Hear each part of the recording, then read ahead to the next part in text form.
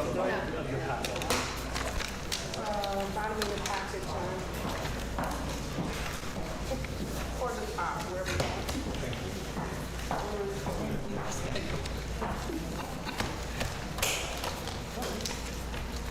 There's one more. Yeah, it's for 120. Okay. I know. How are you? The mayor's in, sir. I think he's waiting for you. Bottom of the paper. Thank you. He's here. Just getting set. Are you ready? Go here. Yeah, it's both the mayor's. Yeah, well, Call to order the Schenectady Urban Renewal Agency. First item on the agenda is the acceptance of the minutes from the February 6, 2023 meeting. Moved by Mr. Palomini. Second. Second by Mr. Mudaviran. All in favor, signify by saying aye. Any opposed? Next item is Resolution 2023-03, the acceptance of the investment report for 2022. Moved by Mr. Palomini. Second. By Mr. Mudaviran. All in favor? Aye. Any opposed? Resolution is adopted. Next item, Resolution 2023-04, the acceptance of our procurement report for 2022, moved by Mr. Palomini, second by Mr. Mudaviran. All in favor? Aye. Any opposed? Resolution's carried. Next item, 2023-05, acceptance of the measurement report for 2022, moved by Mr. Palomini, second by Mr. Mudaviran. All in favor? Aye. Any opposed? Next item, Resolution 2023-06, the acceptance of the annual report for 2022.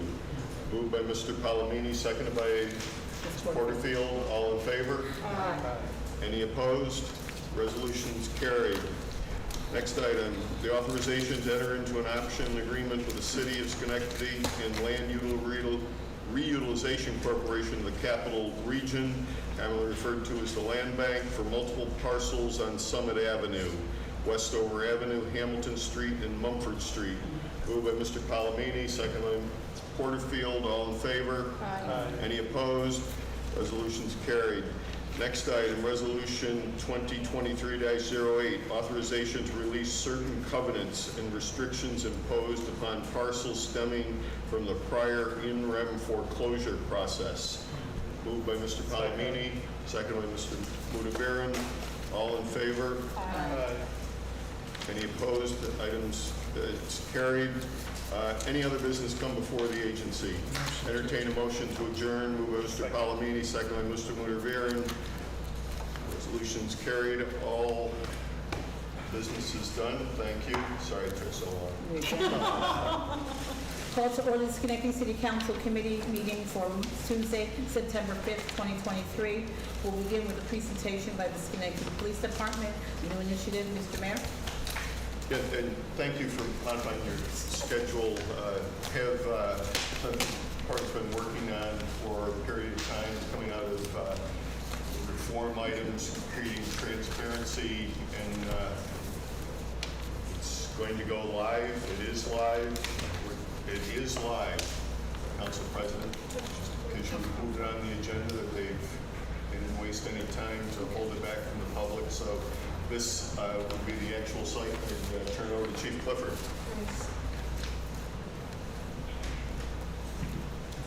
Thank you, Mayor. Come on up, Matt. I want to introduce Matt Douglas. He's our Director of Crime Intelligence, and this is his baby. He's been doing all the work on this. Before we turn it over to him, I wanted to just point out that if everybody remembers this document here that we all did a couple years ago, recommendation number 26 was our commitment to transparency. The Schenectady Police Department will commit to fully integrating police calls, reported crime, and enforcement activity within a customized designed application that will be shared on the department website. This commitment to a public-facing application will reinforce the department's commitment to transparency to the community. When you further go on to the actual document itself, Environmental Systems Research Institute, which is what ESRI is. The City of Schenectady envisions building out its use of the world's leading geospatial software, ESRI, by publishing to the public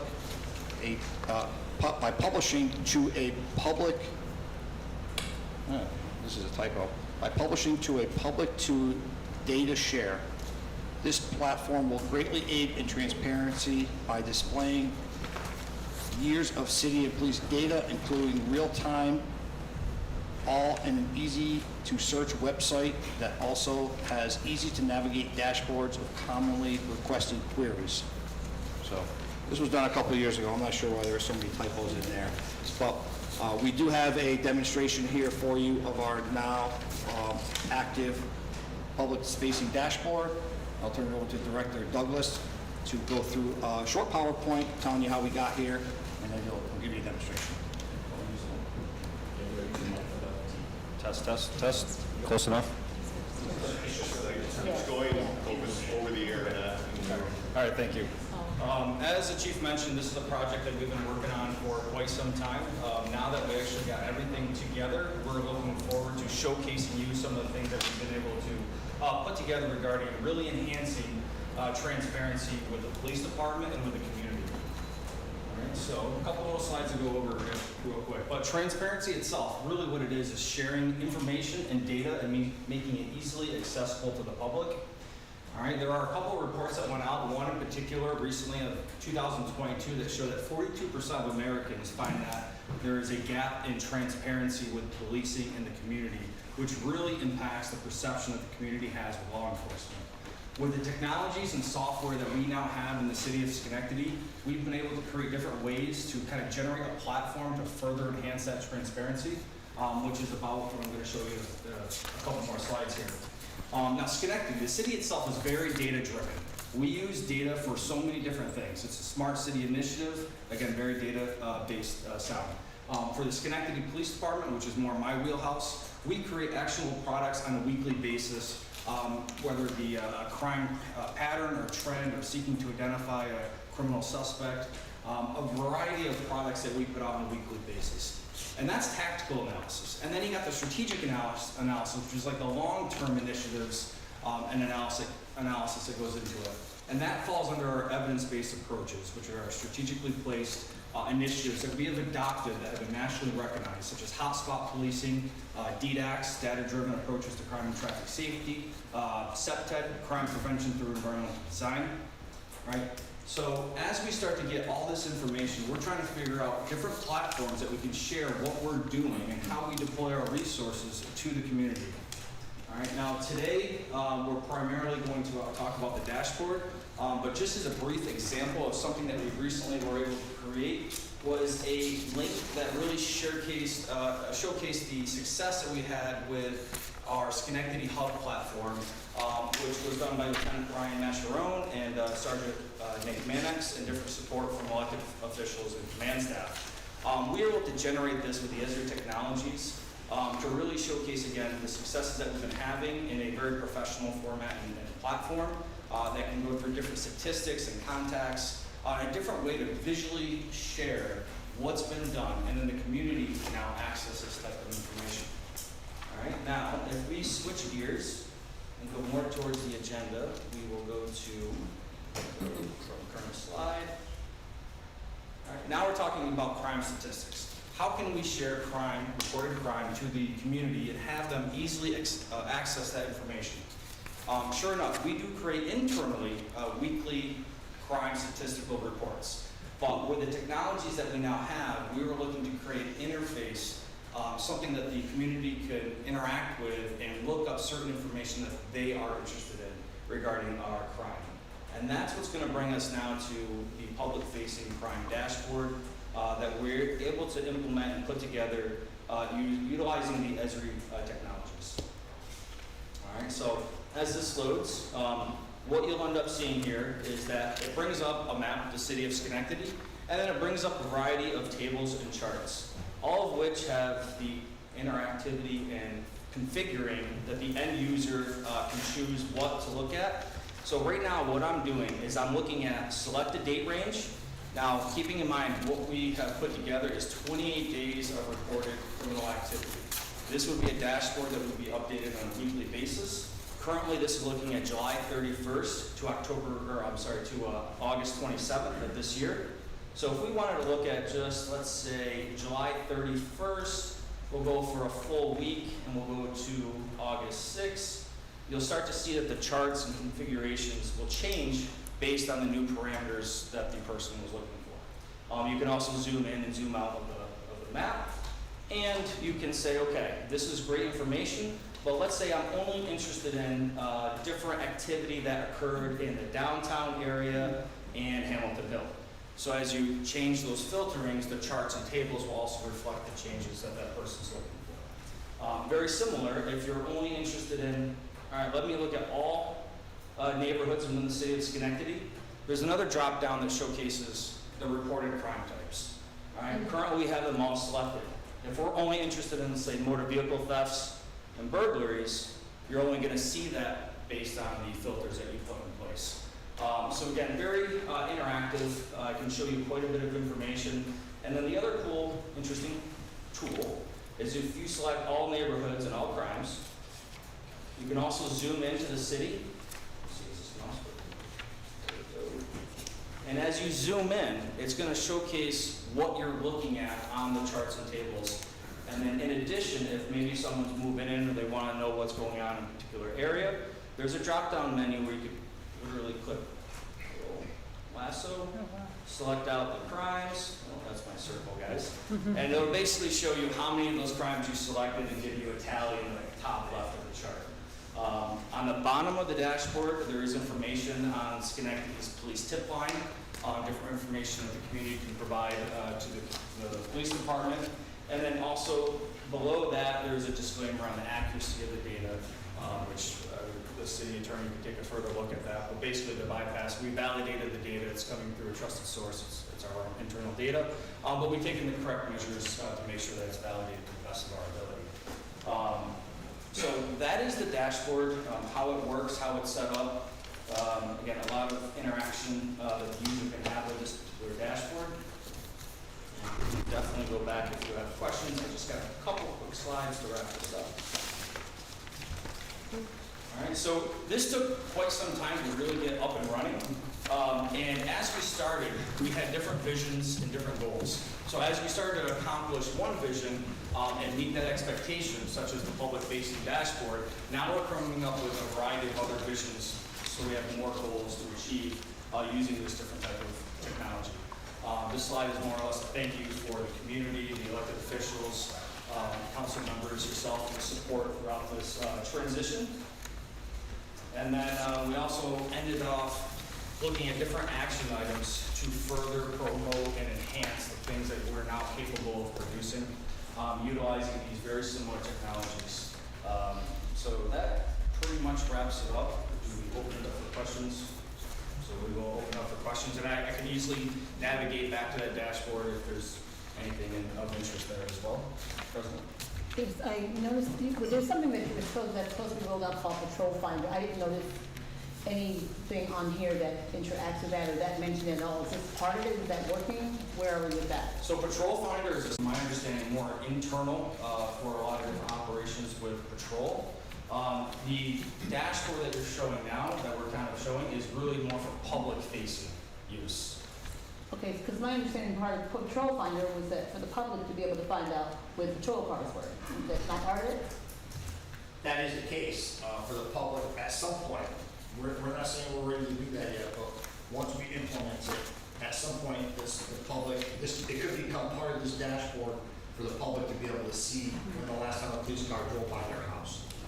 But we're not there yet. We're still working out the kinks of Patrol Finder. It hasn't been fully implemented. Okay, thank you. Yes? Is this on the website, the city website now? Great question. So yes, and I'll yield to Lieutenant McLaughlin, who can provide a little bit more information on how that is embedded into the website and I believe it's launched. Lieutenant McLaughlin from the police department. I had a little bit of a hand in this. About 10 minutes before the meeting, we published the link and ensured that everything worked appropriately. So it is in fact live on the city's website as of about 5:30 this evening. So you can actually navigate to this. The data, we did a last minute validation, make sure that the links worked appropriately and that it was publicly accessible and ADA compliant. So it is in fact live. The tutorial is also live on how to navigate it, so there are directions in case it isn't clear to the end user immediately. So with a graphical link to try to explain to you the different parts of the dashboard itself. So it is there. And to your previous point, we can start incorporating other layers as they become available to us. That's the advantage of Esri, is that we can continue to incorporate layers and evolve and add that for both the public and everybody else. Thank you for, So, number one, I want to say this is really good stuff that we have, and I'm thinking about, I just want to note first of all that it's something new, it's rolling out, so I'm sure that there will be things that get tweaked along the way, which I think the public should know that. I guess my question is kind of similar. Are we like, how does this work kind of in partnership with, do you see a way that this will translate some of like the new body cams, things like that have also been, a tool that's going to be used for more transparency and community engagement? How do you see the two kind of working together? And also, is there a place for community? So if I'm somebody in the community and I go on and there's some information that might be specific to what I'm looking for but isn't available as one of the drop-down boxes, is there an opportunity for me to kind of correspond and say, hey, I was looking for this, and then what's our capacity to kind of be responsive to that if that happens?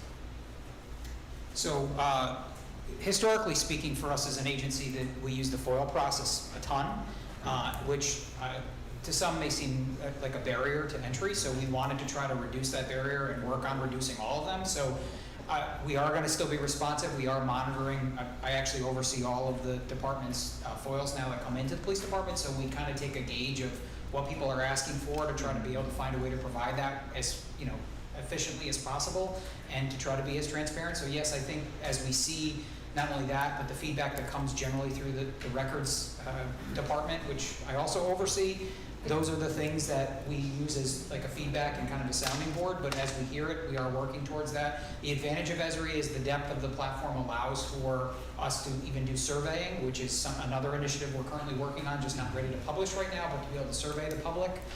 It's mainly a march to create a database and a public-facing portal that has everything, and it's not just limited to the police department, it's not just limited to just crime data. So yes, I think as we get there and we can do, figuring out what's going to be the easiest way to display that, we're also trying to use other communities throughout the country as kind of like the backbone of what works and what hasn't worked, so that we're not wasting resources, time, or money in developing something that is unsuccessful, but at the same time still trying to innovate. So yes, I think to your point, we are going to 100% see that evolution.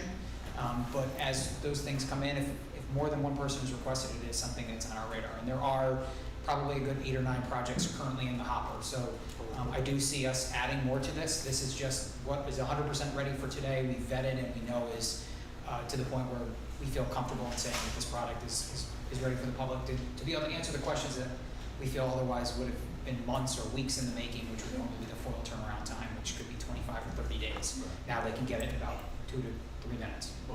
I've said before that we want the community to become active in public safety and driving them to the website, getting them involved and looking at crimes in their neighborhoods, helping us police the community, let the community be a part of it. So that's really what we're hoping to do, is to drive members of our community to our website where they'll get information, the ability to look things up, and of course we're going to take feedback on making those changes that the community wants to see. Ms. Williams.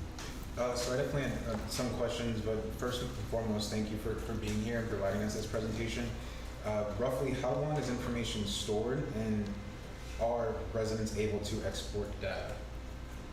So in the way of the current dashboard right now, we have 28 days worth of, I would say, vetted quality data that we're able to display in this type of format.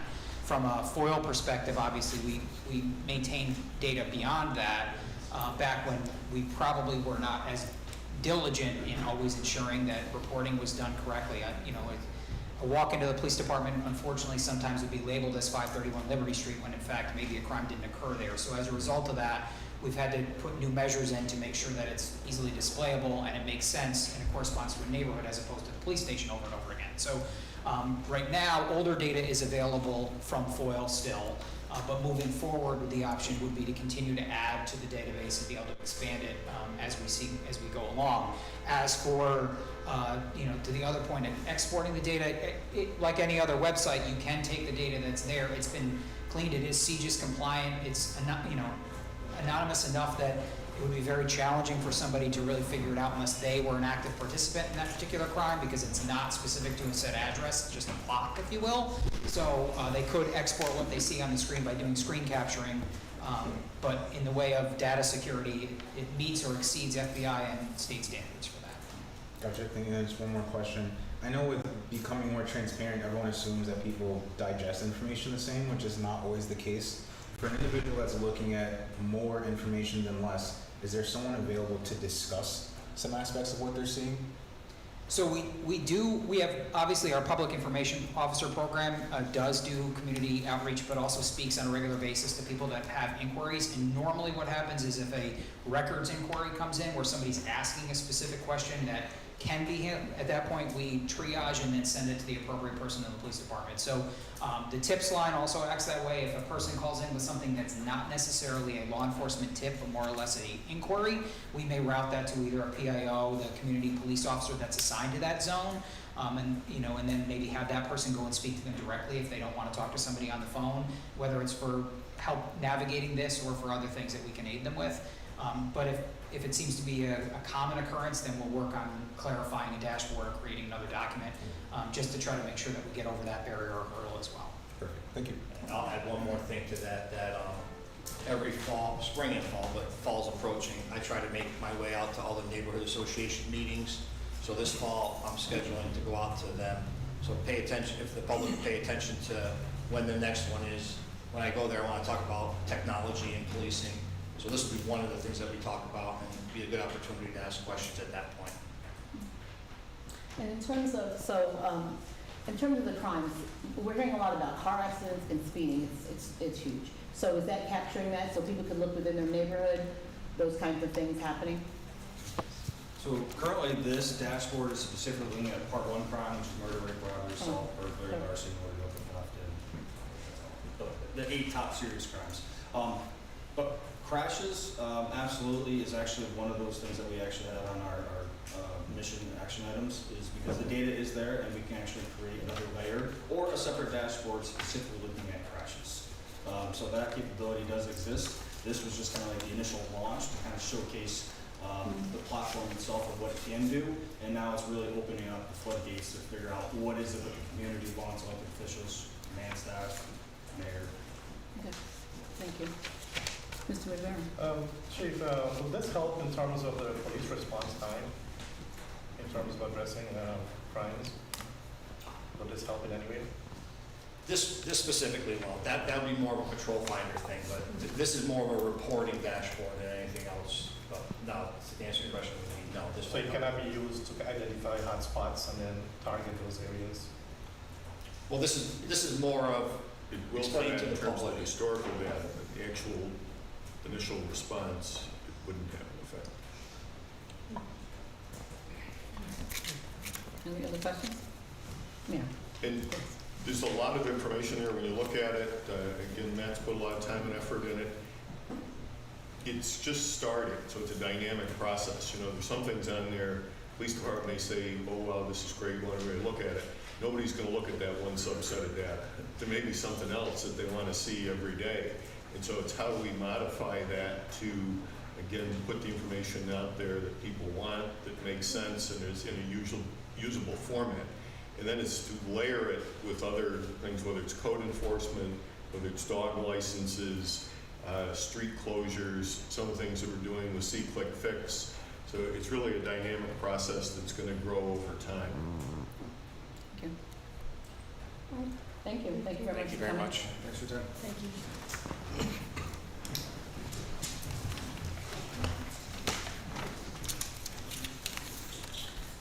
Yes. Thank you.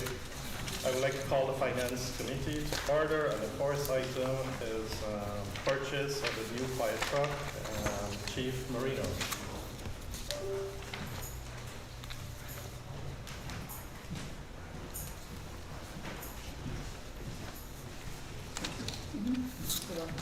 Good afternoon, everyone. Good afternoon. Thank God it's cold. All right, so this evening, coming to you to ask for you to allow us to accept some money from the state. We reached out to the state several months ago. We had an idea of purchasing a spare apparatus to replace two apparatus that are 23 years old. Miracle of France, they are no longer being produced. We can't get parts for them, very difficult. So our goal was to purchase one new apparatus, take the two Miracle of France, make a decent one out of that, and that would still be a spare rig. And the other rig that was operable but not worthy for the street, we would bring up to our training tower, which is we're just completing reconstruction there. So that apparatus will be able to remain there. When our crews go up there to train, they don't have to take equipment off of their frontline apparatus. And if a call came in, they would be able to respond in a timely manner. So we reached out to Assemblyman Santa Barbara and Assemblyman Steck, and they were able to help us in post-budget funding. So Assemblyman Santa Barbara has secured $675,000, and Assemblyman Steck $125,000 for a total of $800,000. There's no financial liability to the city. We fill out the paperwork. If you give us the okay, we'll move forward. We won't see the money until probably July of 2024. Questions? Comments? Seeing none, we have a motion. I'll move it. Second. All in favor? Aye. Thank you, Chief. Thank you. Thanks, Jeff. The next item is request for proposal for 2023 Harley Davidson.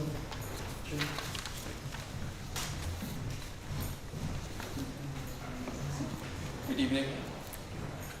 I am requesting to accept the request for proposal we had from Brunswick Harley Davidson.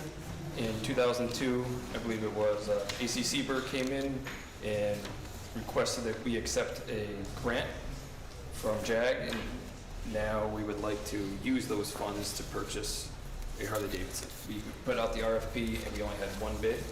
The bid was the amount of $29,851.75. And our grant funding that we had given to us, I believe, was $24,390.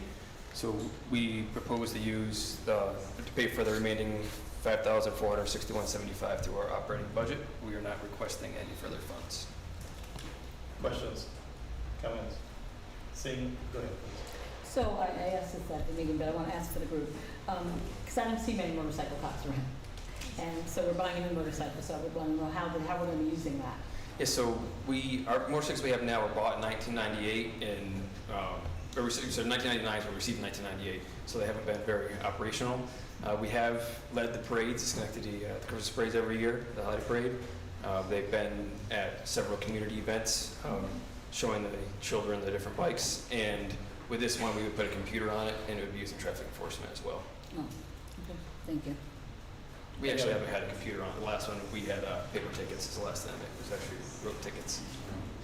Thank you. Any other questions coming? Seeing none, may I have a motion? I'll move it. Second. All in favor? Aye. Thank you, Mr. Chief. Thank you. Thank you. The next item is the 2022 Consolidated Annual Performance Evaluation Report. Ms. Ferrari and Ms. Carter. You want to introduce yourself first, or would you want me to do it? Sure. Okay. So for those of you who have Alexandria Carver, she is in our development department. What's your role? Community Development Supervisor. Community Development Supervisor. So welcome and thank you for being here. Welcome aboard. Thank you. Good evening. I am asking for approval for our request on the 2022 Consolidated Annual Performance Evaluation Report. The 2022-23 Consolidated Annual Performance Evaluation Report addresses the implementations of 3 goals that we established in our consolidated plan for 2020 through 2024, which were to enhance housing opportunities, expand economic workforce development, and strengthen local neighborhoods. Our CDBG funds, CD funds were used for rental subsidies, including rental wares for those at risk homelessness, security deposit and rents for those moving out of homelessness, and that was how we moved forward in enhancing housing opportunities. Our CDBG CV funding was used for small business grants for businesses impacted by COVID-19. Free business training and workshops were held to enhance the skills of business owners. And strengthening local neighborhoods, the Streetscapes Beautification Project planted nearly 100 trees throughout the NRSA and urban neighborhoods of Schenectady. Local youth were taught about various tree types, soils, and how trees impacted the environment in the city they live in. The Jerry Burrell Park was also restored this year. New playground equipment, basketball courts, trees will directly impact 10,000 residents that live near the park. Safe House Inc., the only youth shelter in the city, also had a front walkway and retaining wall completed with the use of the CDBG funds. So our presentation of the report and announcement, we have in addition a call for a public hearing so that we can get public comments on our CAPE 2022-2023 CAPE report. Thank you. You need a motion for the public hearing? So we're calling for a public hearing on this item? Yes. You need a date for it. We need a date. September 25th, I believe. We have the date. September 25th. I believe it has to be 25th. September 25th.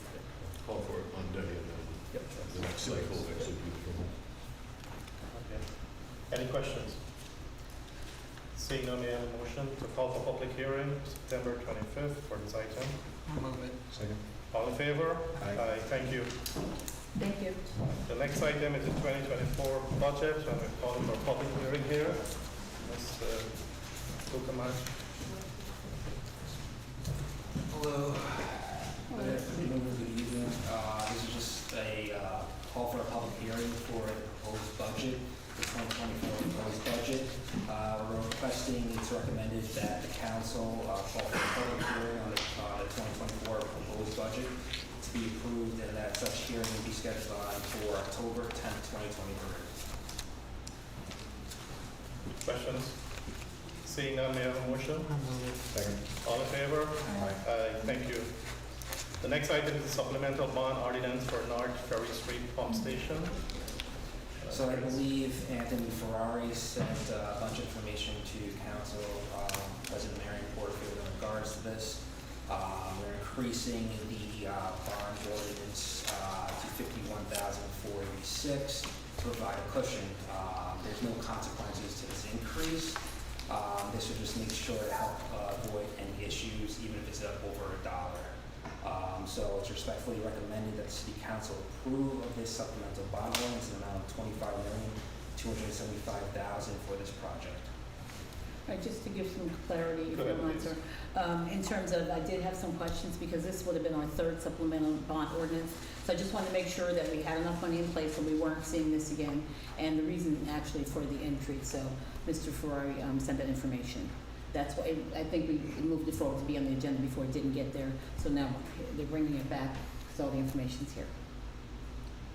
Thank you. Any other question? Seeing none. Second. All in favor? Aye. Thank you. Any other business or for finance? Motion to adjourn. Second. All in favor? Aye. Thank you. Call to order city development and planning. We have 8 items on the agenda. The first item is authorization of an easement to National Grid for the installation of an overhead electrical service in Central Park for the new pools and splash pad. Mr. Walton. Hello. What we have is an easement with National Grid for the new pool. The new pool, you see, is a map right there, actually. New pool requires a larger 3-phase service. We have 3-phase power at our tennis facility in Greenhouse. This is an easement to bring a new line with 2 new poles to a proximity on Ashmore Avenue where we'll then meet up and be able to power the new pool complex. Any questions? I'll move it. Second. All those in favor? Aye. Thank you, Mr. Walton. The next item on the agenda is discussion of zoning for cannabis dispensaries and smoke and vape shops. So we've been talking a lot about vape shops, smoke shops, and also about the cannabis dispensaries. When we opted in, we didn't have zoning in place that covered this. So I've been talking to the law department, they've invited everyone to actually come and have a discussion so that we can talk about throughout the city where we'd like to see these or not like to see these. So at this point in time, it's really discussion around where we, how the council, what the council would like to see. Mr. Colden, you can expand on that a little bit more, wanted to just kind of discuss what he would like to see from the council in order to move this forward. Sure.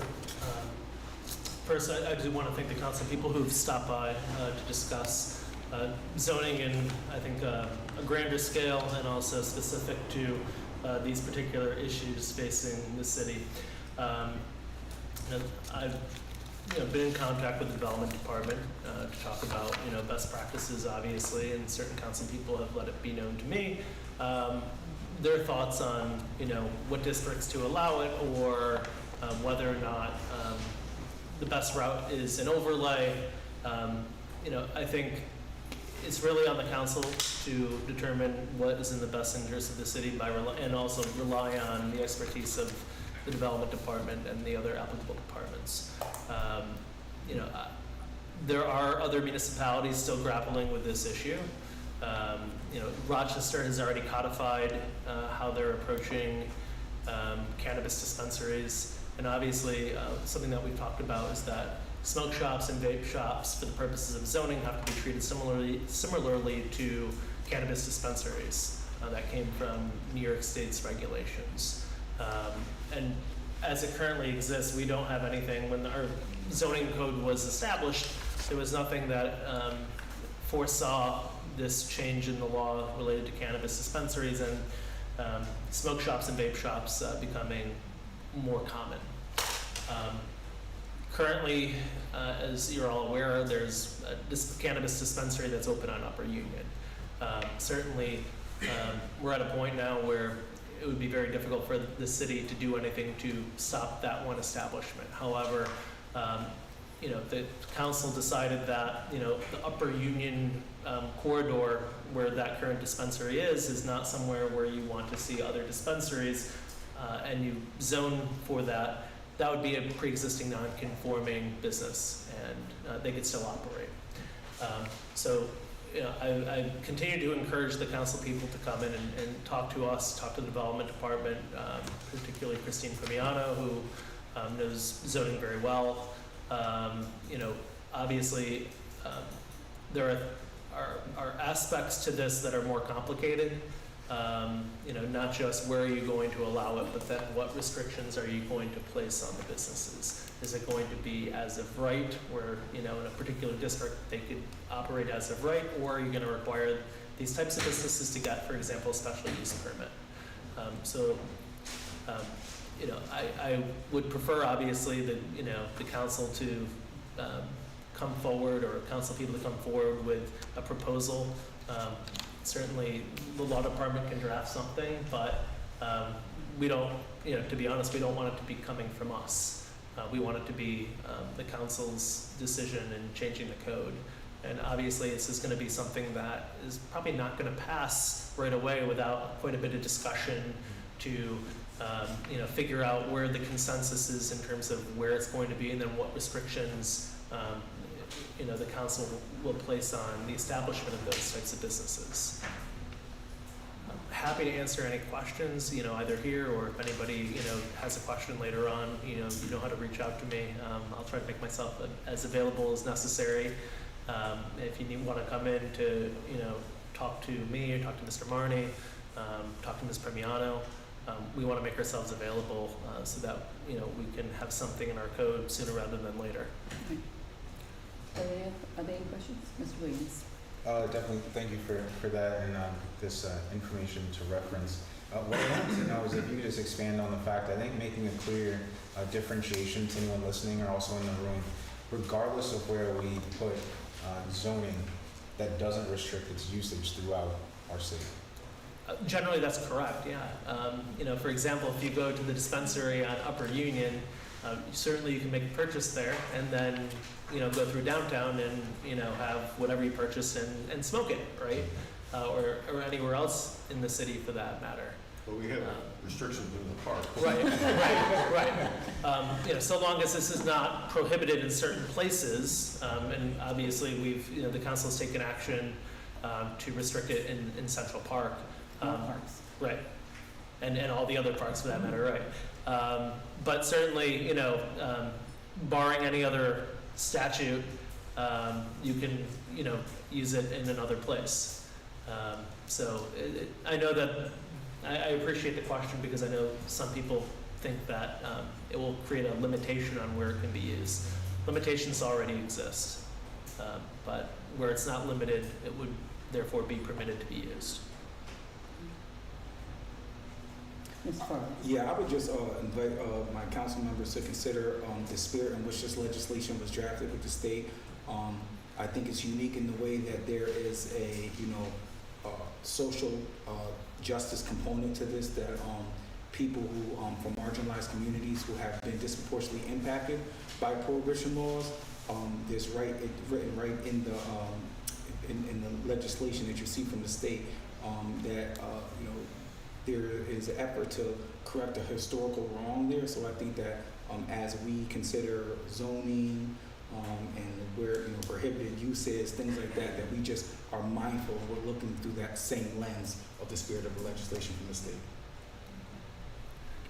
So with that, Mr. Colvin, do you know right now where they are? There was a stay on that, a hold on that, because there was a lawsuit. So do you know where that lawsuit is right now? I think it currently is at a place where there's an injunction preventing the state from issuing licenses right now. I have no idea what the timetable is for that lawsuit. So I don't, and I'm not aware of any other entities seeking to do business in the city of Schenectady that do have in hand a license other than the one that's currently open. So, whether or not that lawsuit is dragged out or ends tomorrow, obviously, as you all know, and I'm sure people at home know, the zoning's going to have to obviously be put in place. We'd like it to happen sooner rather than later, but we want it to be relatively comprehensive to address the concerns that you all have and people of Schenectady have. So in terms of timeline, I mean, how soon would you like all council members to come and have discussions for us to bring things to you so that we can have this done in somewhat of a timely manner? Obviously, I think that's really a question for the council. The sooner you come to us to discuss it and kind of, figure out, where your fellow council members stand on it and, propose something to the council, something tangible and to discuss and negotiate over, the better off I think we'll all be. I couldn't tell you that, next week is a deadline. I can't create that. This is really a question for the council in terms of, and I've only spoken to some of you about this, where you stand on this and, what you see both in terms of locations where you're going to, where you believe we should allow it, and then what restrictions we should put in place. And when I say restrictions, I mean that not to say you can't do something, but what types of permissions is the city going to grant, whether it's a special use permit. Certainly you still have to get site plan approval if you're going to open a new business. That's going to be a question for the council, which is why I've been saying it for a little while now. I encourage you to reach out to me and share your thoughts. I know some of you have, and I appreciate that. The way I would view it is start with the geographic areas in the city where you think you're okay with having those types of businesses, and then once you've identified that, start thinking about the restrictions or the requirements you're going to put in place for those types of businesses to operate. Yes, Ms. Patrick. And there's already existing restrictions in certain, for example, I keep hearing about the 1,000-foot piece in terms of not within 1,000 feet of a school, I think. Those must be state regulations that we'd also have to, Correct. And I will give you a call. I wasn't aware that we were doing that, so I will reach out to you to try to come in and have a one-on-one. But there are existing restrictions. Right. The state has put in place certain restrictions, and they have made those determinations when they've granted licenses. In other words, if you're within so many feet of a school, the state will not issue a license to begin with. Oh, okay. So that it's based on the location, not necessarily just the entity that's looking to open. Gotcha. Mayor? But in that, where the 1,000 feet from a school sounds logical, makes sense, Mhm. it actually reads 1,000 feet on the same street. Right. So where we had the facility open on Upper Union Street, the school is around the corner on Baker Avenue, within that distance, but it's not on the same street. Right. And so, again, I think the state's intent was in the right direction, but some of the actual implementation was flawed. Yeah, And so totally agree. we have to look at that, like we have no smoking zone around City Hall. Ellis Hospital has one around their facility. So there are some facilities like the city parks where, again, I think people accept it, it makes sense, it's logical.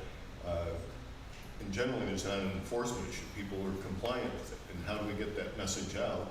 And so that it's not creating a negative impact for other businesses or people who are in the community. Any other questions regarding this? Ms. Williams? I would say I know that Councilman Palomini recommended the specific districts, and I think just putting it out there for digestion. I think my only issue with that is just that I feel like it was very restrictive. In my conversations that I've had with Mr. Colden, he's mentioned probably leaning closer towards overlays, just because of how our city is currently district and how putting it in any one zoning can make things difficult moving forward for us to manage within the city. I think also going on his recommendation of using our special use permits in a particular way. I know for myself, whenever I look at potentially opening up the downtown area, one of the issues that we currently hear from not only business owners but also residents and people patronizing it is limited parking. So I think understanding where we would not want to see these areas is a place to start, and trying to make sure that we make the most of each of these conversations. I think everyone recognizes this is a big topic, but I think in addition to having our one-on-one discussions, I'm looking forward to having a discussion with Kristen. I keep hearing how she's the subject matter expert in this area. I think I would like to hear, if everyone feels comfortable, where you do not feel comfortable with these types of businesses existing in the city. Mr. Palomini? I certainly appreciate the concerns. I think they're valid. However, the recommendation for industrial zones is similar to that that's been used for other businesses and types of activities in the city. It's nothing new. Secondly, we've also looked at things like, for instance, specific neighborhoods with liquor stores, and we said we didn't want them there. So I guess to say that we can't put those restrictions or put those businesses in certain areas where, quite frankly, the parking issue is taken care of. It doesn't prevent people from using it throughout the city. It's a large space in order for a business to operate. It's safe. To me, the N1, M2 zoning makes sense, and it's been done for other businesses and other types of activities. So I think perhaps we need to take a little bit of a further look into some of the things that have happened previously in order to really understand the zoning aspects so that we can all be on the same page. Anyone else? So what I would ask all council members to do is to submit, is the 14th good enough in time for us to have this our next meeting? The 14th? Okay, to submit your concerns, your what you would like to see, all of that to Mr. Colden, and also make sure Ms. Mike is included on that email by the 14th, so that we can then have this more in-depth discussion on the 18th, which is our next committee meeting. Mr. Farley. I would just welcome those at home, to definitely send in, some of your thoughts. I think that this is a situation where we want to be really mindful that we're getting input from the community So we're not making decisions based on our limited scope. I think that it's really important that we engage the community and talk to people. So when we come to the table, we're not just bringing our own ideas, but maybe ideas that we can agree with or even disagree with, just so that are worthy for discussion. Right. So when we get to that, we're gonna have a public discussion. Absolutely, I'm saying before we The public hearing. between now and the 14th, I think that it's noteworthy for people to, Reach out to the council yeah, members? absolutely. Okay. Any further discussion? Okay, so we'll bring this back in 2 weeks. Our next item of discussion is establishing a 6-month moratorium on the submission and processing of building permits for smoke shops, vape shops, and tobacco and vape consumption businesses. There was a public hearing on the 14th. During the public hearing, we had 4 speakers, and the speakers were mostly talking about the fact that what I got took from it that to close them or to not have them, but this is really a moratorium on it. The existing ones are there, and that's not going to change. But the moratorium would be that during that time, no new ones could open. So opening this up for discussion again at this point in time, Mr. Colden can explain what would the process be? Sure. If we were to move forward. If we were to move forward, the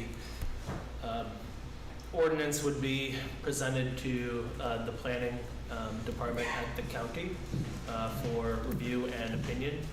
They have roughly 30 days to provide us with their opinion on the moratorium, whether they're in favor of it or against it, or I suppose have no opinion of it. Based on the response from the county, if the county was to not be in favor of it, that doesn't prevent the city council from moving ahead with the ordinance, but you would need a supermajority to approve it. If the county were to come out in favor of it, then it could pass by simple majority. So any discussion regarding that? Questions? Mr. Williams?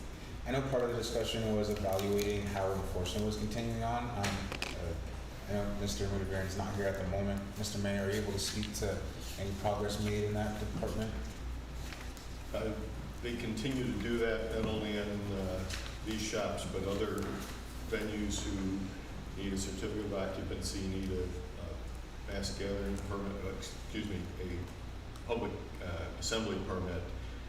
I don't have a summary on that, but I told John that would have Naeem call him tomorrow if you want that put together for the council as a whole. We can have it sent out as soon tomorrow or first thing the following morning. And if people get any complaints, call them into Naeem, because again, we generally know all the places. Some have popped up and are trying to be compliant. Other ones are going down what I would classify as an interesting pathway for opening business. Ms. Williams? And the only reason why I mentioned that, and please chime in, Mr. Colden, if I summarize anything you said inaccurately, moving forward with the moratorium is a very serious action that the city is going to undertake, and I think it is important for us to hedge our bets and continue moving forward with that as an action item. However, if it is not needed, I absolutely would like to stress the importance of cautioning, and then if we're identifying that the enforcement is curbing a lot of those concerns that we've had and been receiving from the public, I think that is something that should be taken into consideration when we essentially approve or deny moving forward with the moratorium. Mr. Farley? I would just kind of echo what Mr. Williams is saying. I believe that it's best for us to move with graduated interventions, and I think that we'll know once we get the information from Naeem. I think that we're in a better position to make a more informed decision on what we're going to do moving forward, and I think that would just be a wise choice to make sure that we have the information in front of us before we make a decision. Oh, yes, Mr. Palomino. The moratorium only makes sense. I mean, we're talking 3-4 months at the most if we do our business. Those that are already in the pipeline of being granted ability to open business. They're not impacted at all. It would just be those who are looking. That's going to take some time anyway, probably a couple months. So we're talking about maybe a month or two at the most. We've done these in the past. There's been no comment about these being extreme measures. We've done them with other activities like convenience stores. It's been no issue. And quite frankly, we probably didn't do a very good job on that, in my opinion, with the convenience stores of getting the zoning done in an effective and efficient manner.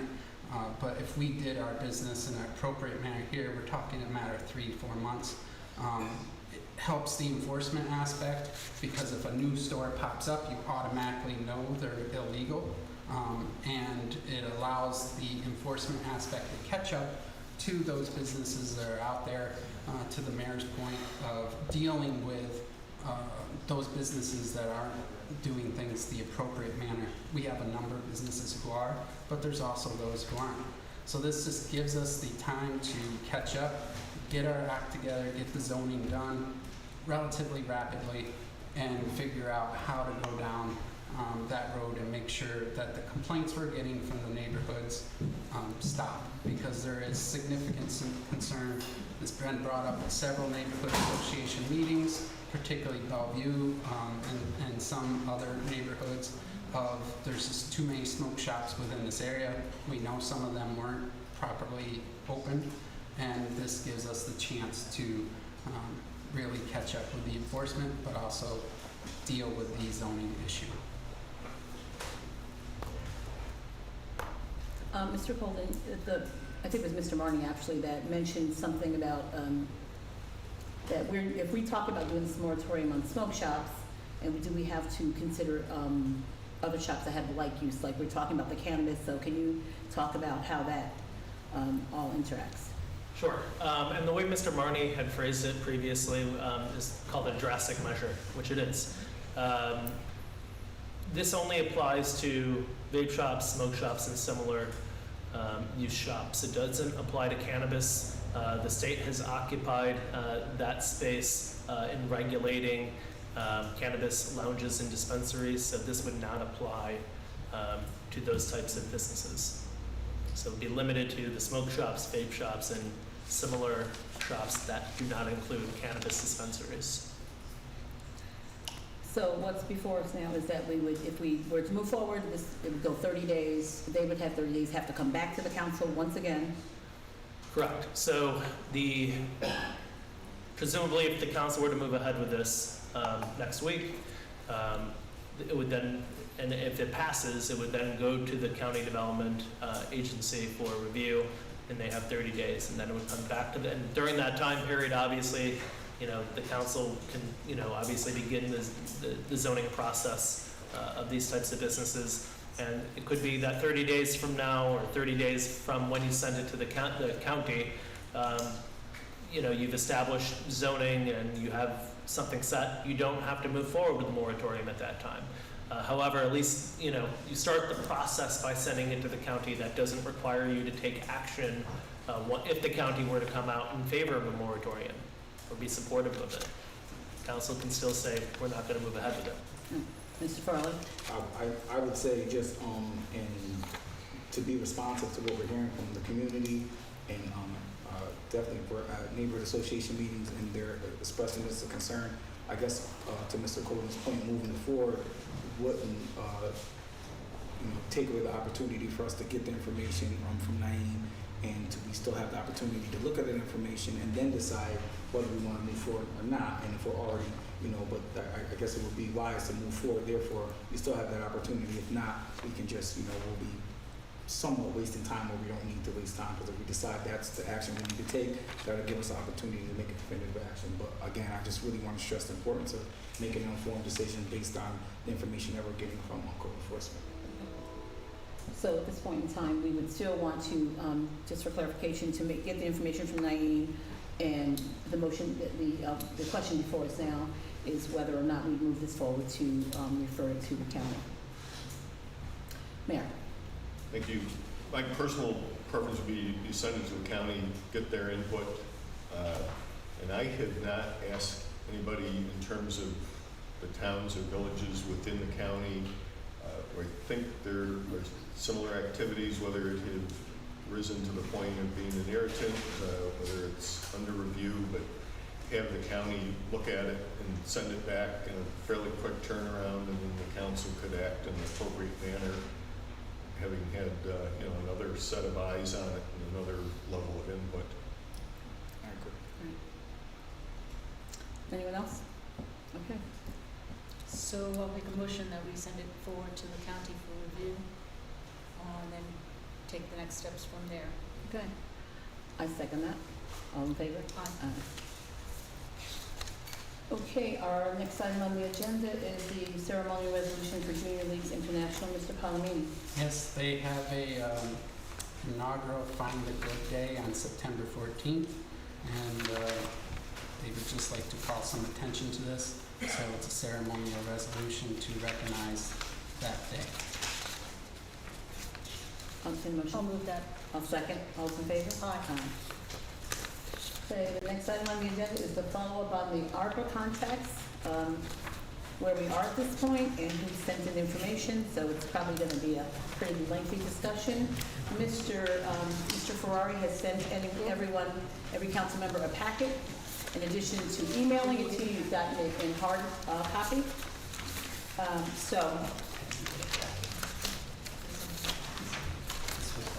So rather, I know that there's a specific order here, but I noticed that there are a lot of people here from the Miracle on Craig Street, and so for that reason, I will move it up to the top of this discussion, so we can do that, so you don't have to stay through our entire discussion, unless you want to. You're welcome to stay. Okay. So, even me. You want them to? No, I give them. No, you can just tell us where we're. So at this point in time, council members, you all have the information of how much has been allocated, what date was appropriated, and where that particular project stands right now. There is one other thing I want to bring up before we get to that discussion. I sent the email to Mr. Holden, only today though, to ask him to take a look at the overview of the ARPA guidelines, because there's, based on what I'm seeing, there's a possibility that there may be a shorter time frame, a 3 month shorter time frame in 2026 for people to actually spend the money. So I read it, and before I sent out the alarm, I wanted Mr. Holden to read it to make sure that I interpreted that correctly, so that we stay on time in terms of the money that we've allocated and what people are, and how people are spending it, making sure we meet that timeline. So you can let me know. I will let you know. I haven't come up with a conclusion yet. I want Okay. to look at some backup information so that, I don't want to give you the wrong answer, obviously. Okay. So could you start with Miracle on Craig, where we are with that? Yeah, of course. Today, I believe we have some representatives from Miracle on Craig to discuss their project today. I don't know if you'd like them to come up and then go over every other project after that, or if you'd like to start. So I'd like you to start with how much we've allocated. Yeah, of course. And where we are with that, and what the request is, and then. As a date from the documents that Anthony Ferrari, Commissioner Ferrari provided you, the appropriation is $1.25 million. And on a note, there's 1 year from 8/22/2022 to get the secure financial commitments from other sources. And that's all I have for now. If they'd like to come up and discuss further information, I think that would be at this point. What's the total that they need to come up with? Total. What's the total that, we had a contingency, right? Yeah. Let's take a look here at the documentation. So according to the documentation provided to us with the estimate of construction, the probable estimate of the project cost is approximately $3 million. And it looks like there's an area 1 and area 2, two different phases of that. Okay, so we appropriated 1.25. And I know that this document is really small, so I brought my laptop so I can read it. So the contingency was 1 year from 8/22/22 to get to secure financial commitments from other resources. Then there was an ask by TAP for in process, may need the extension. Okay, so, Go. yeah. For the extension? Well, we'll want to hear from them and then. Yeah, that'd be great. Yeah, of course. I don't know who's speaking. We also wanted to give you an update on where. Yeah, could you come? Sure. I'm Barb Nelson. I'm with Texas Work. Yeah, it's just working. Okay. It's for the public. You don't have to be extensive because you sent us the information. Okay. All right, so the status of the project is that the estimate has been growing as the months pass. As you're aware, COVID sent all of our construction costs into the stratosphere, and we've been trying to contain them as much as possible. What we've done is, just set this down for a minute. We have finished the construction documents. Everybody's welcome to leaf through that. The whole project is up to bid, and we just feel that we don't really know what the actual cost could possibly be until we get the bids. So we have a walkthrough coming through on Friday. We have contractors that we've reached out to from every corner, and we're hoping to get some good dollar bids, and then we know exactly what the deficit is. So my understanding right now is that you're requesting a 4-month extension from the council? I believe the miracle is, yes, until the end of the year, Until December 20, the end of December? end of December. Okay. Yeah. So, yes. So that 4-month extension is to come up, they need to come up with the rest of the money to the 3 million or whatever it is that you're estimating as the project budget. We believe that in those 4 months, we will know what the actual costs are, and Rose is here to tell you about the other possible sources that have been approached and how that will. Because that's the contingency, I believe, that we put on the project was that they come up with 1.8. the rest of the, yeah. It's yes, the rest of the money that they would have to come up with. And now that money is more because the project costs have increased. So I just wanted to be clear about that. So, Any- Go ahead. well, I would let Rosa address. Well, first of all, do any other council members have questions regarding that, what's been said so far in terms of the project? Considering that they're asking for an extension to the end of the year to get through Get through the bidding process, get some contractors on board we can work with, we can whittle down the cost if we can. Usually contractors have great ideas on that. And if we have to put the project into occupancy in 2 phases, we bid it that way so we'll know that how much we could actually accomplish with your 1.25, and we've designed it such that the building is occupiable at that point.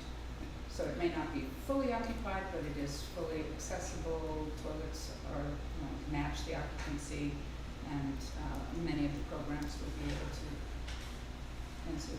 And it would meet code enforcement. Yes, absolutely. I've already sat with code enforcement and looked at the 2, kind of the phased approach. Okay. Okay. So you wanted to tell us where your other funding's coming from, because that's a huge question. Madam President, what's the date you have the bids coming back in? The 26th, September 26th. Okay.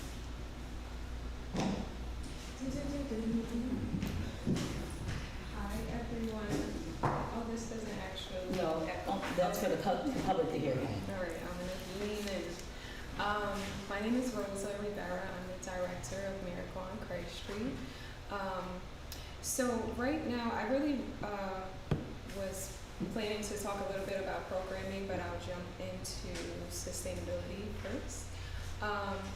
So what we're looking at to bring in the rest of the money for the capital project is 2 grant applications. One is the Historical Preservation Program grant for African American spaces. This grant is a state grant, and it's you can apply up to $500,000 for capital renovations. We've had our eye on this for quite a while, and we've gotten some letters of support to apply for this grant. It's opening back up September 9th. And we're also looking at a NISCA grant, which is also for capital improvements. which Barb had sent us. It's, I believe you can apply for up to $250,000. So those are both opening up this week. And we've met with some of our county legislators, hoping that they will support us in piecing together the rest of this funding to open a building. They're supposed to be discussing our project with the rest of the county legislators this week as well. We were really hoping when we started our bid process that, you know, the 1.25 would be like the majority of the money for this project. And as you have heard, the prices have went up and have increased quite a bit. So we've kind of had to switch gears a little bit, getting just kind of the budget back from Barb and then going into the bid process last week or so. So that's our plan. I think that nobody wants to wrap up this capital project more than me. I'm really hoping that these next 4 months can help us to bring in the rest of this money and that we're successful with these grant applications. Of course, having the ARPA award really is a point of leverage for the other applications and also for the county to support us. So we're really hoping that we can close that gap and make it happen by January. So that's what our plan is for bringing in the capital money. Yes. The other two grant applications, when will you hear about the result of those grant applications? Within this 4-month period, you'll know whether you can get that funding? Yeah, we should hear from them by the end of the quarter in December. And do you know how much you're asking for from the county? So, we have the $500,000 for the African American Preservation Grant, $250,000 from the Capitol, and then we do have a $150,000 award from Metroplex that's still on the table, kind of waiting for the bids to come back in as well. They're kind of, waiting for the same thing that you guys are waiting for. So it would be the gap to that. I don't have that number in my mind right now. Any other questions? Mr. Palomini? In this past year, how much money have you actually raised? For the capital project?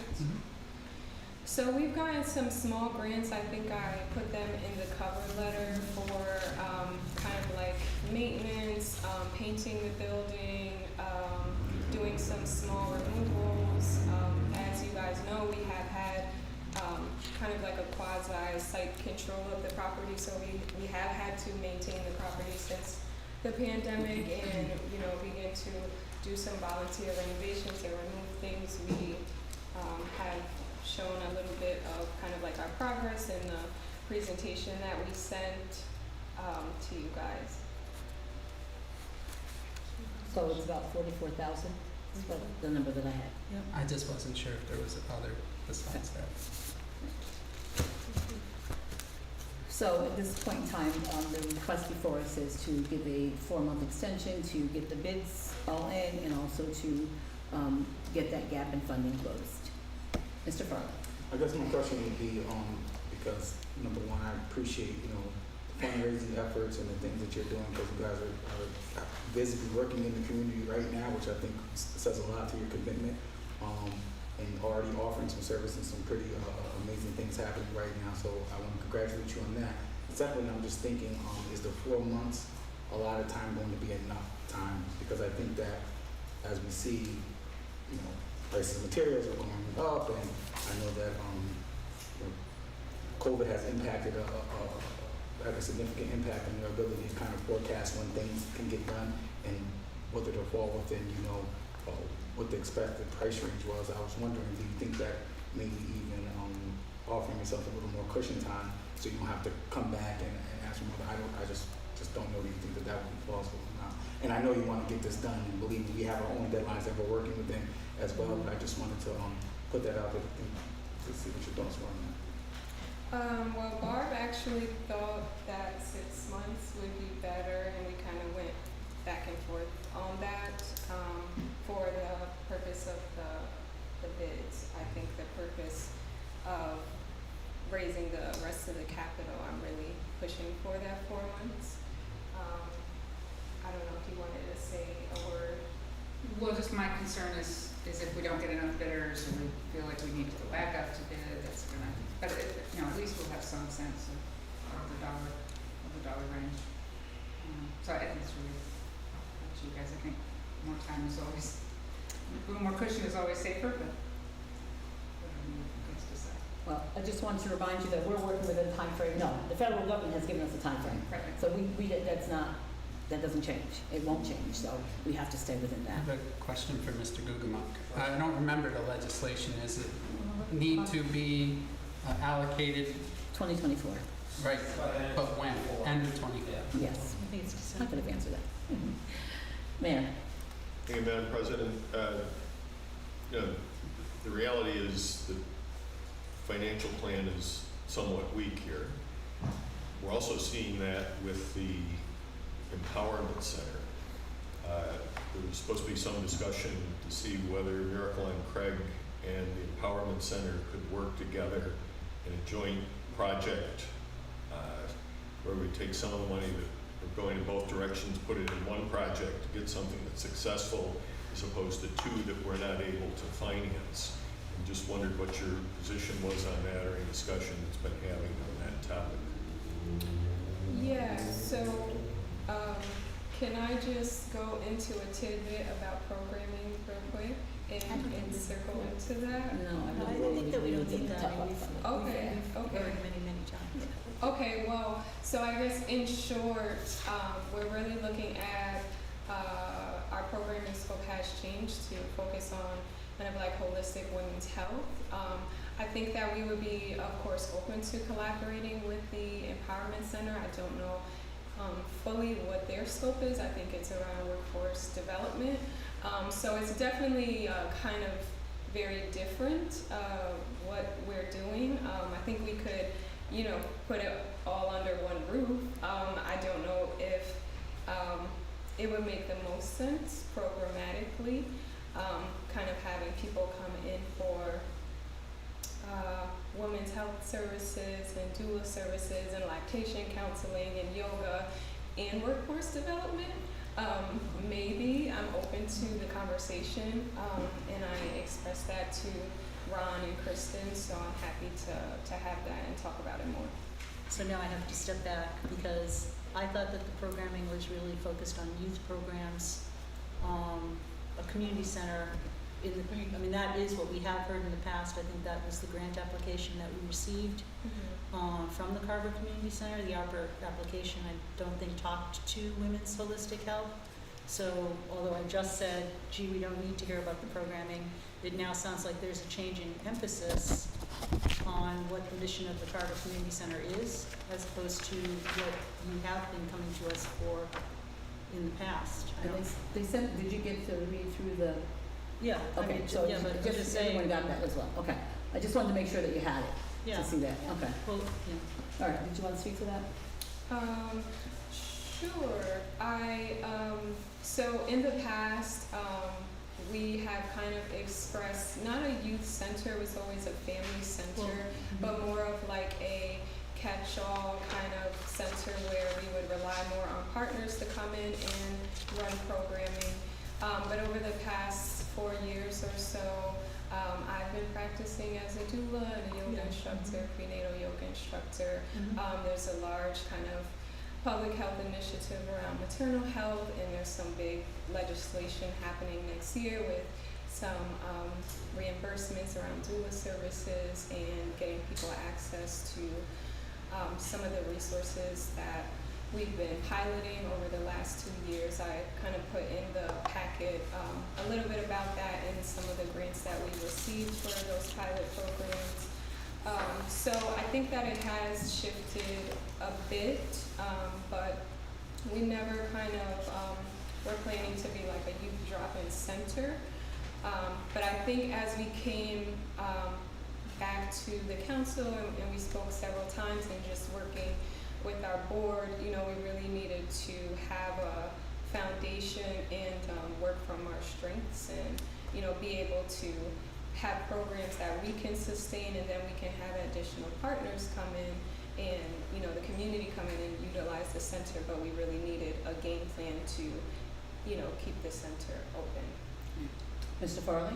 So to that point, yes, with the large initiatives that we see on the state and federal level, what you're talking about, I think that speaks to sustainability. So what we describe as a shift, I think is not only being responsive for sustainability, but responsive for the community. And I would invite my council members to think about Miracle on Craig Street in the way that being a grassroots initiative, and I think some of the benefits from being grassroots, and I know we're used to funding kind of big box nonprofits who've been around and been operating for some time. I think the reason why we want to make sure that we're supporting these type of things is just for that reason, because you have the ability to be responsive to the community in need, and it's also clearly an issue of equity, which is why we have to be mindful in our approach when we're funding things that we're doing in an equitable manner, that we're not just funding, again, our large big box nonprofits, because that's the way things have always been done. And I think this COVID money, there's language in the legislation that speaks to communities that are greater impacted by COVID, which Hamilton Hill is one of those communities. So I just want us to be mindful and make sure that we're being intentional about the way we're receiving this information, and that we're allowing you to operate within that scope. And it seems like that's what you're doing. So thank you. Would there be any youth programming? If there's a gym, or will it not be a gym anymore? Yeah, the gym will still be there. There will absolutely still be programming. Okay. Mr. Williams? First and foremost, the efforts that you and your team have taken on are applaudable. You continuing this narrative over the past few years has required a lot of strength and energy, and that should not go unnoticed. I think where we're currently at as a council, and then correct me if I'm wrong, Mayor McCarthy, this project has to be a success, not just because the impact it'll have within this neighborhood, but also the resounding impacts within the community. This has to work. Whenever I hear of extensions, my mind immediately goes to, all right, what is the success rate now as we're functioning with a shortened timeline? And I hope that you appreciate just my frankness. Definitely there's going to come a conversation topic or a narrative of, is this project succeedable under its current management? And please, I would like to hear everyone else's opinion, and I don't think that is doing a discredit to what has been continuing on. But I think with hearing as we're then getting closer to this December 2024 date, my fear is, will we then not have an opportunity to reallocate this money as equitably as we need to, so that it's not lost? Ms. Patrick? I would like to echo that, because I think that we've had, I've only, just in the time that I've been on council, we've had extensions before, I think, but. Not on ARPA money. Not on ARPA, Yeah. but on other things related. So my question, so I hear what Mr. Williams is saying, and I share that concern. And I guess I was going to flip the question that Mr. Farley had, which is, so you get to the end of the 4 months, if you haven't received these other grants, what is your plan, yours and the board's, in terms of when do you say, okay, we've been working on this now for I think 8 or 9 years. Like, what's your next step if you don't get this funding? So I think, I think I think the next step, if we don't receive the funding, right, and we don't, and we lose the award, right, that's what we're talking about. I think we would have to scale back and look at a different space. I think the things that we're already doing and we're working out of the Stockade Inn and Inner Bliss, it's not quite in the neighborhood and the community that we want to work in and that we live in, and so we have to really look at that. And but yeah, And I say that with all respect to the effort that you, as Mr. Williams did, the efforts that you've put in. I hope you're hearing that. So I certainly have watched and seen the work that you've been doing over these last several years. But I just do have that concern. Mr. Farley? Well, number one, I appreciate the concerns of the council members. I think that it's important that we are considering, what the forecast could possibly look like. Again, I would just, say that, the same way that, any other project that we have funded in the city, there's contingencies, and if the contingencies aren't met, then our responsibility to the city of Schenectady is to move forward accordingly. And I don't see anything being different for Miracle on Craig Street. And I also just, just in plain language, it's important that, if we want this project to be successful and we deem this as a valuable project, Miracle on Craig Street is asking for, a specific amount of money and a specific amount of timeline. If we feel that the money, if they need more money, and we have more money to support them, I think that's always an option.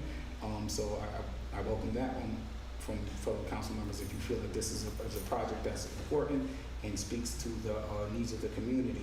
And again, it's a very unique project. And again, we talk the language of equity a lot in what we do. Well, this is a way to demonstrate equity and to make sure that we're giving the project what it needs to be successful. And I think that we have an obligation to do that. And I think that our obligation stops once we come to a reasonable agreement. And if Miracle on Craig Street is unable to fulfill the agreement, then no different than anyone else who's not able to fulfill the agreement, then they won't receive the funding. But I think that it's important that we demonstrate equity in our practice right now, and not just, again, talk about it. Mm. So, I'm sorry. again, Sorry, I just wanted to piggyback off that. How you doing? I'm Ray Frazier, part of the Miracle on Craig Street team, 5-time community basketball champion. You guys know me. I just wanted to, I know we said we weren't going to talk about programming, but that seems to be coming up a whole lot here at this table. And I just wanted to touch on the programs that are existing without being in the physical building. Youth mural program that I run myself. Also the Community and Police Basketball League that has ran successfully 6 years straight. We haven't done it in the past year, obviously, because of the construction being done in J. Burrell Park. So just wanted to touch base on that. Also, partnerships. I know we're kind of getting into the weeds, but again, questions have arisen at this table that we said we weren't going to talk about, but you guys have valid concerns, so we just want to make sure that we address them. So community fathers, we plan on housing them in the space, which they'll bring their own programming in that Rosa spoke to, along with, we've been talking to Schenectady City School District about their continuing ed programming. And Barb mentioned a very important part about partial occupants if we can't open the building fully. So as Mr. Farley stated, we are grassroots, so we're not, we have to treat this project not differently, but kind of, right? We have to, if we're talking about equity, support will look kind of different. So I just wanted to speak to what we have done already. I don't know if you guys got a chance to kind of browse through our slideshow, but we've done a lot over the years, and especially in the past year. So there hasn't been like a huge shift in programming. It just looks different because it's being geared more towards family and not just youth, if that makes sense. I just wanted to add that. thanks. So our discussion right at this point in time is whether we give the 4-month extension and then see where Miracle on Craig is in 4 months. I'd make the motion to give the 4-month extension. I'll second. All those in favor? Aye. Thank you. You have your 4-month extension. You're welcome. Is this for you? Oh, I'll take it. You don't get feedback. You're welcome. Okay, Derek, you can come back.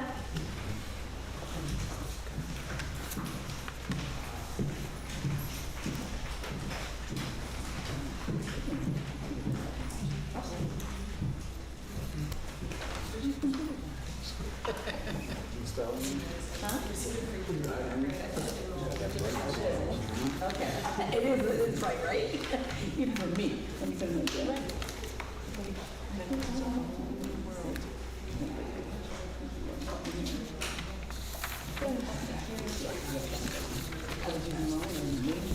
So do you want to go in order of things, or do you have an order and we'll follow you?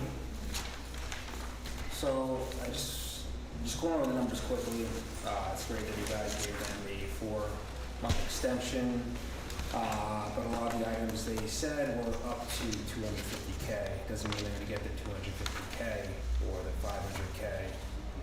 The quick math, they do a $3 million project. Looks like they're still gonna be short $785,000 if they get all that money. How much? 700. So 785? yeah, approximately. But those amounts they said up to. Okay. Up to. So doesn't mean they're gonna get the 250 or 500K. I just wanted to throw that up there. The council didn't realize that. Okay. I think so.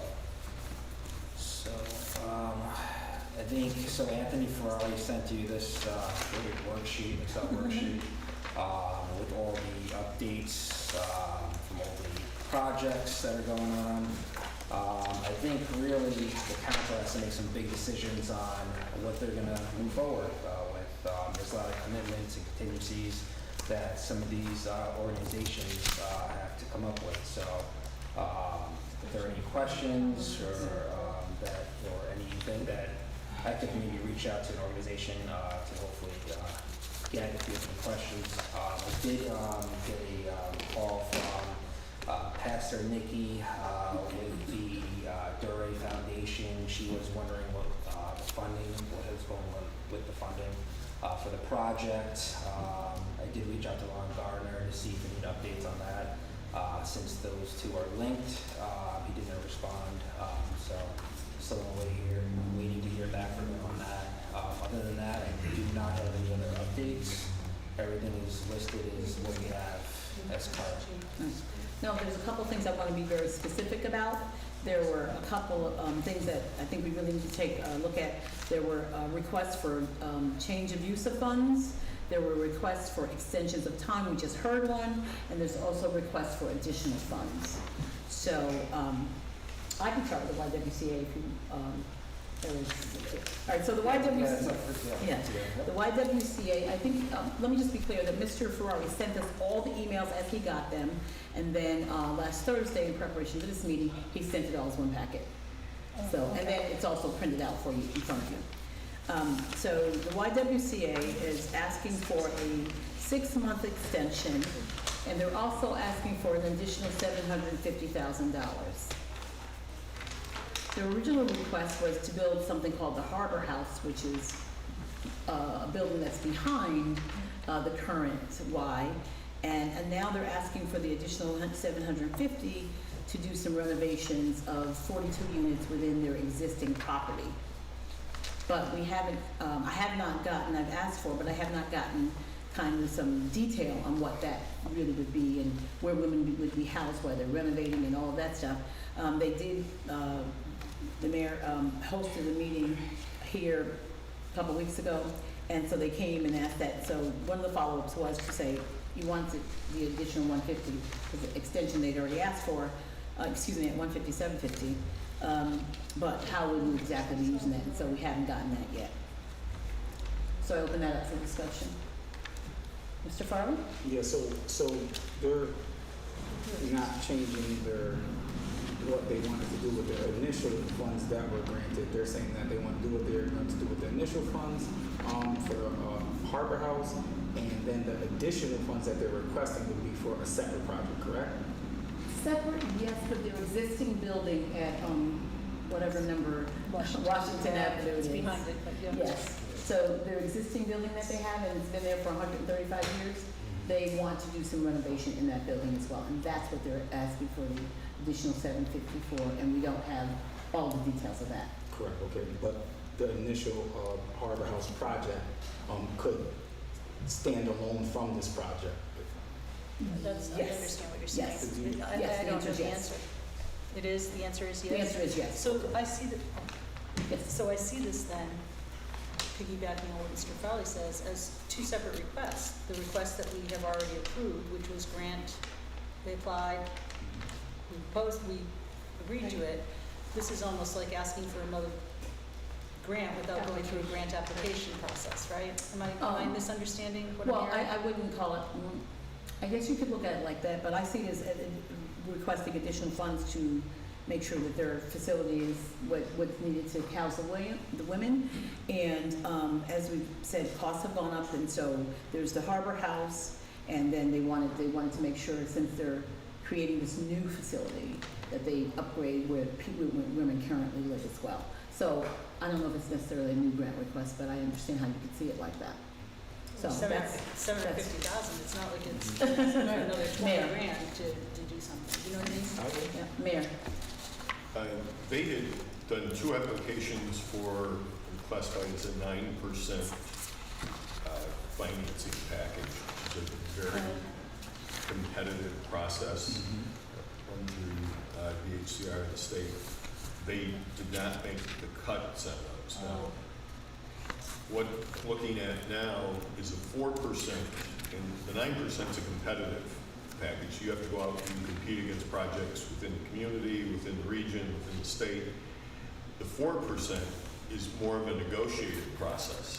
It's not as lucrative for the developer, but there are incentives there that make it work. And so they're approaching it now as a 4%, and it will be, again, DHCR would still be the lead in terms of reviewing it, make sure it makes sense to them, that they would grant those tax credits to allow it to go forward. And then the city's money would be to close the deal, to do, Council President pointed out, some of the original proposals, and then some necessary work in the building proper that has been there probably 60 years without major renovations, maybe longer, and so that they would have the new building and then have the upgrades to the existing facility. It's, at this point, I'm more optimistic about it than under the competitive proposal where the 4%, again, is negotiated, so we're working with them, working with the state, and they're, of course, making requests because anytime you get money from some other source, it makes it easier to put it together and gives it a greater level of competitiveness. Having said that, it's no different than Miracle and Craig,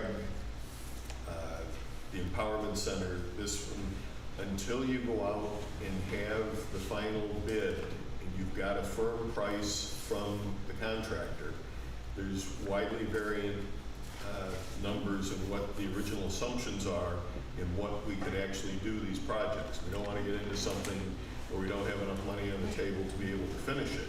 And so as we're working with these groups, it's, yes, we want them to raise money, we want them to step up, but at the same time is kind of want the city's money to close the deal, not to put it in so you're starting it and only getting it halfway done, and then you have something that really doesn't serve anybody's needs down the road. And so if you need, are you asking for additional information to the other new 750, that additional 750? Do you need more clarity on how they wanted to spend that, or are you still at new grant application? Well, I mean, so they, right now, I'm sorry, I didn't bring my glasses tonight, but Okay. right now, we've said $750,000. They need an extension. 6 months. 6 months. So the total cost is 21.25 million? 1.5 million. Oh, that's a. They're that's a- requesting an ARPA funded versus the 750. So you're asking about the total project? You want to know about the total project? Just the total project cost, right? Yeah, it says that, right? Yeah, Doesn't it? 21 million. 21 million. Oh, thanks. Yeah, 21.25 million. I guess, I mean, can they do the project that we initially awarded them the $750,000? Can they do that project with $750,000? Derek, do you know the answer to that? My understanding is that to get the numbers to work for the 4% package, you have to do a bigger project within the building. 4%, it's going to be tougher on just the new addition. Even though some of that is still fluid and they're working with DHCR to go through those scenarios and options. But I would at this point encourage the council to approach it as you got to do the whole thing. You can't do the new building and leave the existing building kind of in a backward state that it's not code compliant and it's only going to have other issues going forward, just routine maintenance. They've had issues where pipes have broken. You know, we all have home ownership and other things, and some days it's very easy, and some days it's not quite as glamorous. I saw that. Do you have hands as well? It's Carla. Sir, yeah, so it sounds to me like, so yes, I would like to get more information on that, just because I wanted to draw just a little more clarity as to how connected the projects are, and if the projects are connected, and it's one of those things like the mayor's saying that we need to do it all or do nothing. You know, with my limited information that I have, I would think it'd be better off to fund something in a way that it can move forward and actually produce their service to the community than underfund it and then again let it kind of be a waste of resources. But I think that it's fair to say, like, those are some questions that I'd like for them to, because I didn't see that in the email. Right, so are you asking for them to come like here and explain that? Or do you want it in writing? It'd be good if they could just maybe send something over and we could reach out, you know, definitely. I could reach out to them before email. Okay. Are you looking for funding too, and see exactly where they are? And then funding sources? I'd rather them just give us, you know, more information than needed, than, you know, than not less. But I just kind of really want to see how the two projects are connected and are they, you know, are they dependent on one another? I guess is probably the criteria I'm looking for. Mayor? My suggestion, council, would be is you might agree upon an extension. Sure. And I don't know if they could like give you information tomorrow. I understand they're working through that. It might be 2 weeks, it might be 6 weeks before they have the numbers together and what the scope of the work is and what would meet the standards from DHCR where they would actually be able to assist in the finance. So at this point, I'm sorry? No, I'm saying I agree with that. So are you agreeing with the extension and the additional money, or you want more information? I'm agreeing with the extension, grant the extension, you know, we can get the information in the meantime. Okay, just want to be clear. This is what I mean. I have a problem with this whole thing, and it's not just one project or another, the overall scope. I mean, you created a process, you created contingencies, and now they're basically meaningless. So we talk about equity, we have 70%, 80% of the city that is a Justice 40 community, and you know, we've created these aspects to be put in place, and we're disregarding them. So what does that say to the other organizations? And I think that's something that we need to address, because that, to me, is just very problematic. Because why create the contingencies? Why have those things in place as far as a process if we're not even going to follow what we put out there? So my response is that we created the process at that time, and things as they were. Things have changed since then in terms of cost of things, all of those things. And additionally, the opportunities for every single person who was granted funding was sent a letter saying, where are you? They had an opportunity to come back to say, this is where we are, we need more time, we need more money, we need whatever. So it's not like no one had the opportunity. They had the opportunity, so it's not like we said to one group, you can't come and talk to us or send us additional information, but to this other group, we can, because that's sort of like what I'm hearing you say, and that's not it at all. What I'm saying, though, is we've created these contingencies. You guys, I voted no. You put these contingencies in place, and now you're saying, that doesn't matter. Here, let's just do whatever as each one comes up. We're looking at each one as a one-off instead of as a whole. And now we don't have a good track of where the money stands. We don't have a very good idea of how these costs are going to go forward. We knew when these projects came that much of the costs were, quite frankly, not even close to what they would be. So we knew that going in. And so we granted the money anyway, but now we're saying, it doesn't matter. I think that's a problem for the other organizations. And I think just being consistent is important. In terms of, go ahead. Not only the organizations that we did grant ARPA funds to, but everyone who put in an application as well, seeing that we didn't follow what restrictions and guidelines that we put forth. But the restrictions and guidelines went towards the ones that we To funded, the not ones to the we- not funded ones. Absolutely. So- But they're thinking now, I just don't think it's appropriate. I understand your point. I have not had any organization come back and say, why didn't we get funding? But I understand your point. Mr. Farley?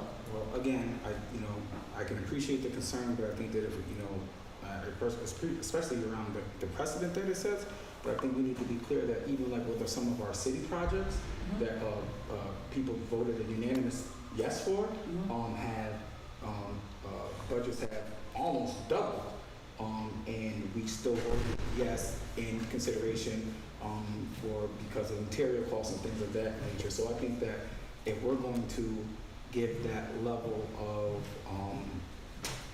grace, understanding, and responding to what's happening with our city projects, then surely we'd be suited to do the same for our organizations, and especially the smaller organizations in particular. Because again, some of our city projects, which are great projects, what we all stood behind unanimously voted yes, have costs have almost doubled, and we still supported them unanimously. We're always talking about community input. We want to talk about the cost doubling for the pool.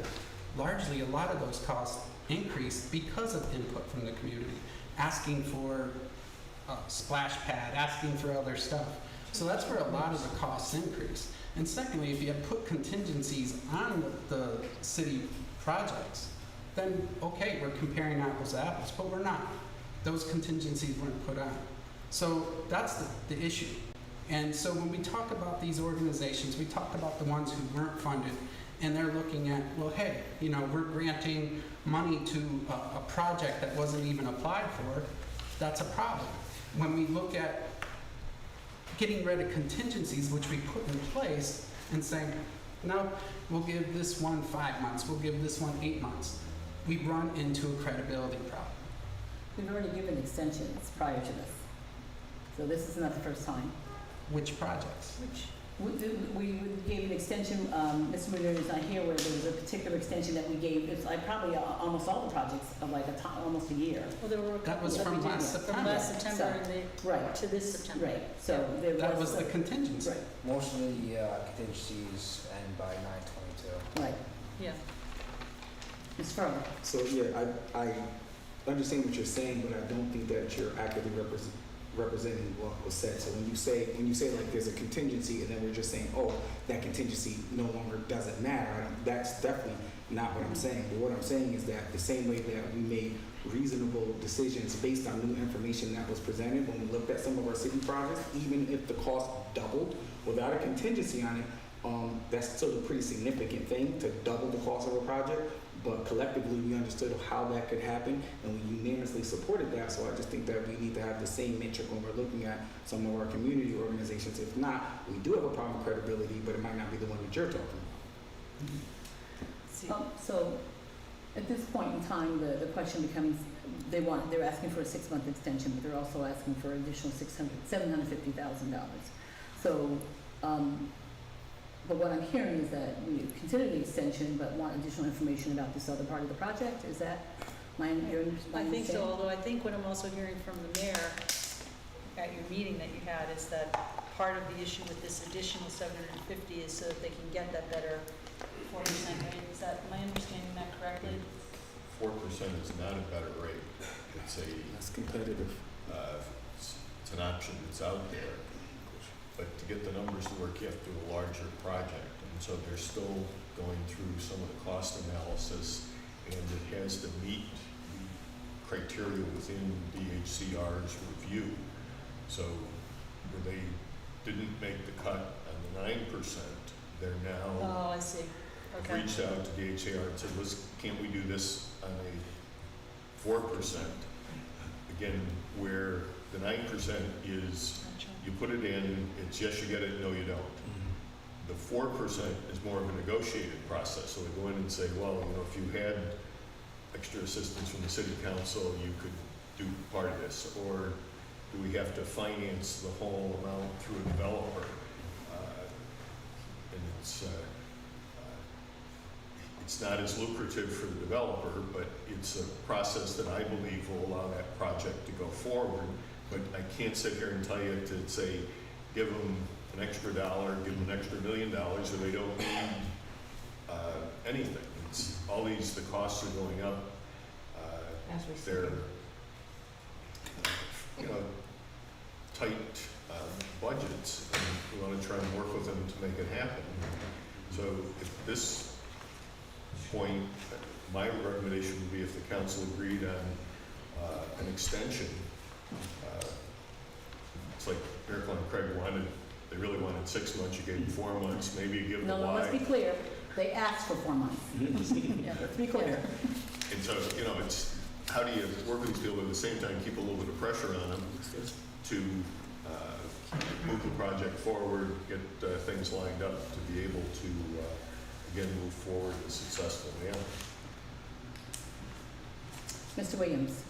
I can only speak for myself. I think looking at all these projects when we receive them in whole, I made certain determinants based on criteria.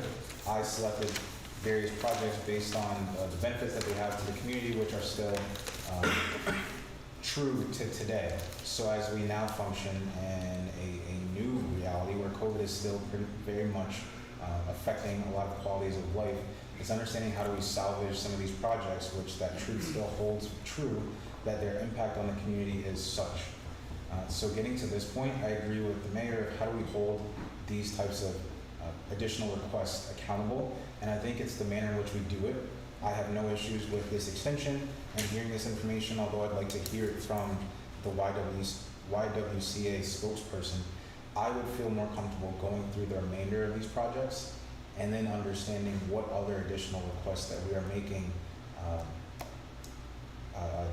before allocating this additional money. So I'm not opposed to giving them this increase. However, I want to make sure if we're doing that, what are we doing at the expense of, if that makes sense. Okay. So actually, right before we really discuss the additional fund, we want to talk about whether there'll be an extension or not. Yes? Just an additional question. So at the end of December for Miracle on Craig, and now the end of February for them, if they're asking for another extension, where do we stand on that? Well, I can't answer for everyone, Right, but I'm just saying things that, something we need to consider. and we will consider, and there's already, as I've said a number of times as I start this conversation, we're looking at the federal guidelines and the federal timelines. So we will keep that in mind. If it's not reasonable that they can do it, then of course we will consider that. So again, we're talking about the 6-month extension, but not additional money at this point in time without the additional information? I'm more comfortable with that. So are you going to be giving each of these organizations that are requiring extensions the same amount of time? I'm giving them what they're asking for. Give them what Yeah, they what ask they for. ask for. Except, well, we'll wait till we get there. Wait till we get there. I mean, I don't think we should make decisions for them. They made that decision. So should you drop that date for Yes. all these organizations to have the contingencies and funding in place, and then the city council should make a decision whether to reallocate that to whether a city project or consolidate a project, so we have funding to. I think that's a good idea. So- To have a timeline that we decide all of the projects if we have to make. I think that's an excellent idea. So at this point in time, if we're talking about 6 months, we're saying nobody goes beyond 6 months. That's up to the council. Yeah, that would make sense to me. Asking for anything more. That would make sense to me. I would say you give people coming in asking for a lot amount of time, if they're a lot amount of time, let's just stay within our timetable and we give it to them. And if not, then we don't. That's what I'm saying. So right now, before we get into looking at everything as a whole, because I don't want to have like 2 different conversations. If we're talking about the YWCA right now, which is what I'm talking about, I'm comfortable with the mayor's recommendation to offer the extension, allowing them some time to give us, you know, a more full view of what exactly they plan to do. That's my position. So it's two different things. They would get the 6-month extension, but they would have to come to talk to us or send us information about the 750. That's all. I think that's correct. I think Okay. that, we don't need a vote on something like that, do we, or? The 6-month extension. Would you? Okay, then I'll make a motion to give the YWCA a 6-month extension. I'll second. All those in favor? Aye. All right. So the next one, if you don't mind, SCAP. SCAP has not asked for additional money or time. I'm in favor of the proposal. They are asking for an amendment of use of their funds. Do you want to talk about that? Here it is. This is what they asked for. Oh.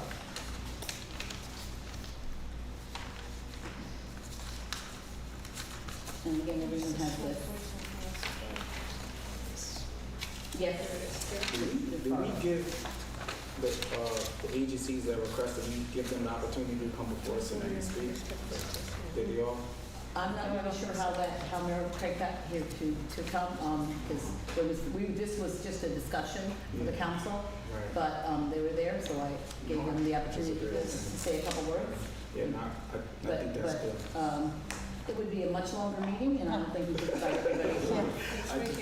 Yeah, I would just say that if we're Do you going have to SCAP? make those decisions, we should hear from them. Here it is, Schenectady, right here. Can you see this? Schenectady, right here? Can you see it? It's bigger here. Right here. Right. Got it?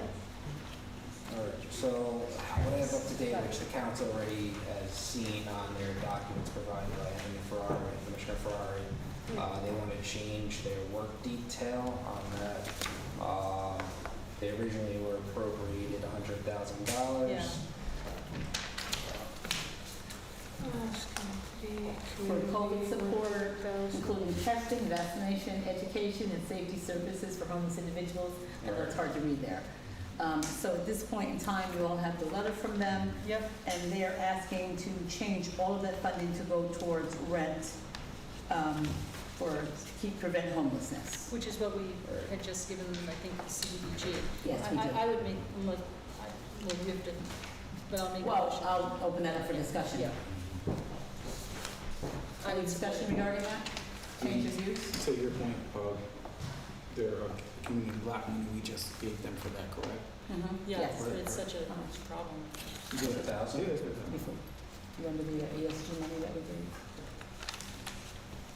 If you don't, that's I okay. do not have that on my sheet here currently, Okay. but I could find that information out. And this, We're going from did you have more you COVID want to ask? vaccination Yeah. to rental subsidies, which is what we just also had given money through CDBG a few weeks ago. I can't remember when it was.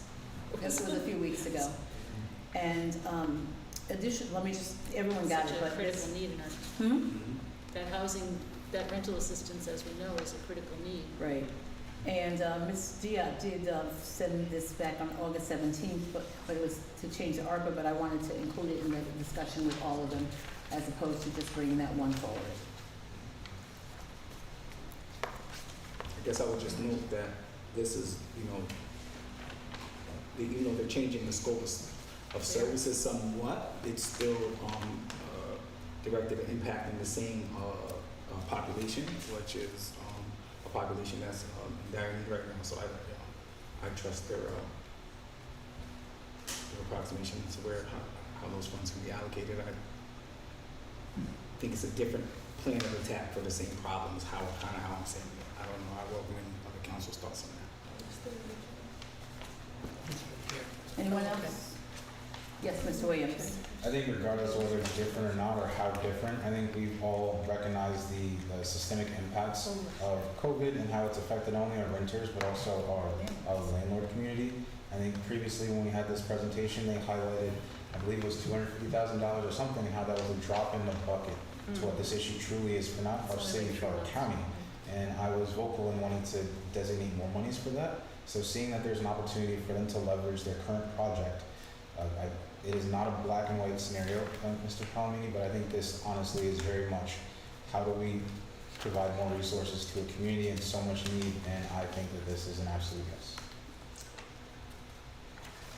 So, Mr. Colden, so do we, if we're talking about a change in use, do we have to vote on that, or is it that's just a discussion, we can just make that decision? You're gonna have to change the resolution, so you'll have to amend, just like you did with the timeline. The resolutions that were previously passed with the allocations were specific to a project.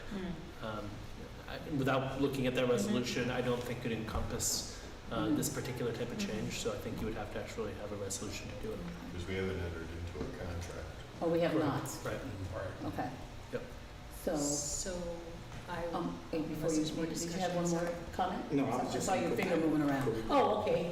Quick comment, it is black and white. This is a complete different use. I understand this has applications, it's a need. But how does that look in terms of all the projects that we looked at? It's a completely different project. And yes, it might have gotten funded anyway. But we don't know that because we're not looking at that scope. We're just, they asked for something else, so let's give it to them. It's a little facetious, but Thank you for acknowledging that. but the reality is, it's a different project, and we're not considering it into the scope of all the projects that we received. And that's the problem by going one by one, instead of looking at everything as a whole and saying, well, we like this 5, 10, these ones probably don't fit. That's the problem we're running into, and that's the lack of consistency. Mr. Williams? Well, I have to push back. That is why we prepared to have that type of discussion. I took detailed notes, sir, and I have in my mind a template of what I'm willing to adjust to with my single vote, and I'm taking that into consideration with hearing from the rest of my council members.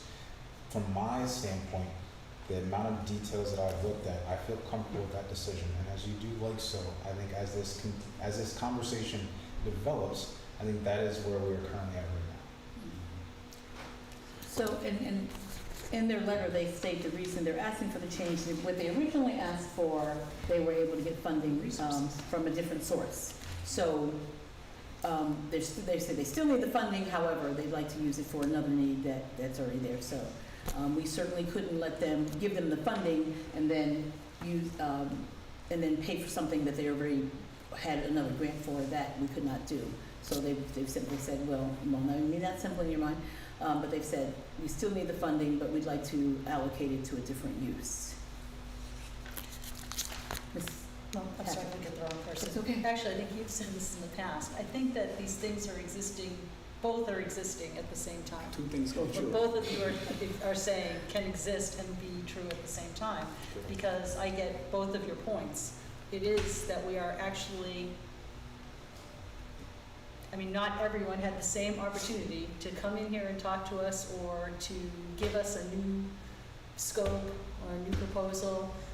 Clearly, if they got funding for COVID testing, which they probably got in a very timely way, which we were not necessarily timely in making our decisions, right, in terms of how we doled out the ARPA funding to begin with. So they obviously took care of what they needed with the, so yes, we're looking at them one at a time instead of looking at big picture. Exists with at the same time that this is such a critical need, at least this one is, in our community, that so I guess I'm saying to both of you, how do we reconcile the fact that we all sitting here know, because we had this discussion already about SCAP previously, we know what this need for rental assistance for people that are home, just about homeless. How do we reconcile these two things with the fact that right now we're making judgment calls and going outside of a process that we already had set up, which I think is what you're saying. Because, for example, let's face it, we're going to get to the other folks in this pile, and even Miracle and Craig Street. They totally changed the scope of their project from what they asked us for originally, because to fit into the amount of money we gave them, as opposed to, one of the contingencies that we had originally given them was that they had to come up with the rest of the funding. I can't remember the whole total of their project when in that first application, but it was like double what we gave them.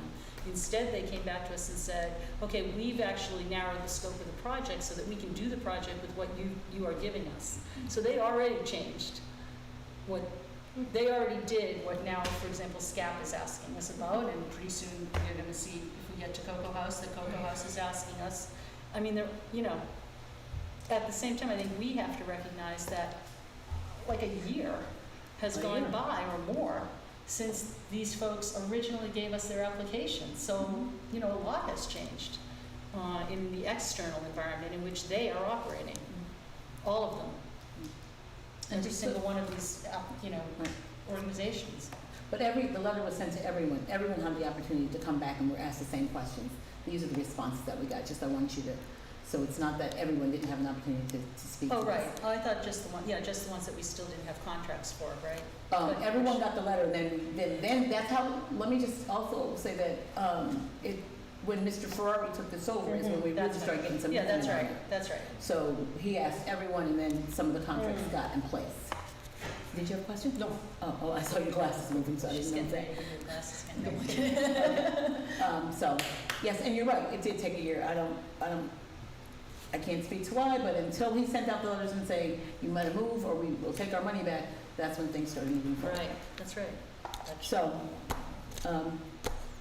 again, the question on the table, and in terms of us looking at, I think that we're looking at each project, and we have to, I mean, we're looking at, he sent out everything on every single project. Responses, right? Yes. Yeah. So, so there's, to my knowledge, there's no one that's left out. No, there shouldn't be. We sent emails, snail mail to these organizations, Yeah. so not exactly, I think 99% of them did respond. Like Anthony was in charge of this whole Yes. process, so if you have any questions, I could try to reach out to him or dig into his files and see if there's any questions that could be answered. So the question before us now is the change of use for the $100,000 for SCAP. I'm just going around this and supports around that we're doing. Well, we can do that. We can, if no one has. Somebody brings it forward. So it just, Well, yeah, but unless there's, it's just saying if we want to see the question. Yeah, just some. Well, then I'll make the motion that we do give them unless there's 100,000. serious opposition, is there serious Is there opposition? serious opposition to the SCAP proposal? Yes, for me. I'll speak into the sense that, I mean, yes, homelessness is a crisis, so is domestic violence. And we just asked for a 6 months extension for that. And we want to know why we're changing the scope of asking for an extra $750 by then. So and again, to stay consistent, unless everybody wants to change their application now and what they need it for, I think we need to stay consistent. I'm sorry. Yep, that's just my feeling. You never have to be sorry for your opinion. Thank you. Mr. Palomini already said he's 100% against it. So, Mr. Williams?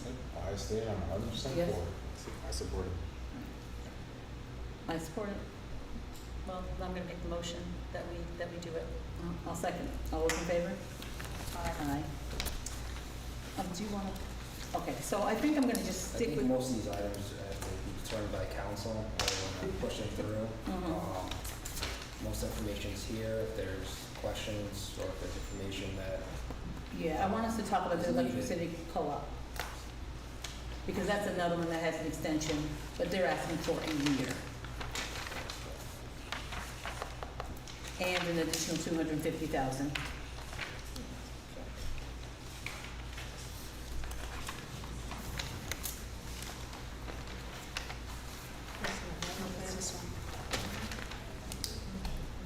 You want to see it? This one here, You find it? things the original application was. Can get rid of that, so. We use the space to get rid of the ones that we've already approved.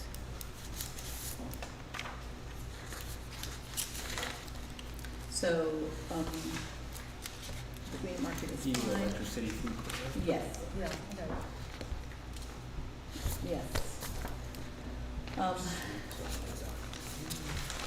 So in their update, which is like they really outlined it for us, Their, our original resolution was 12 months from September 12, 2022.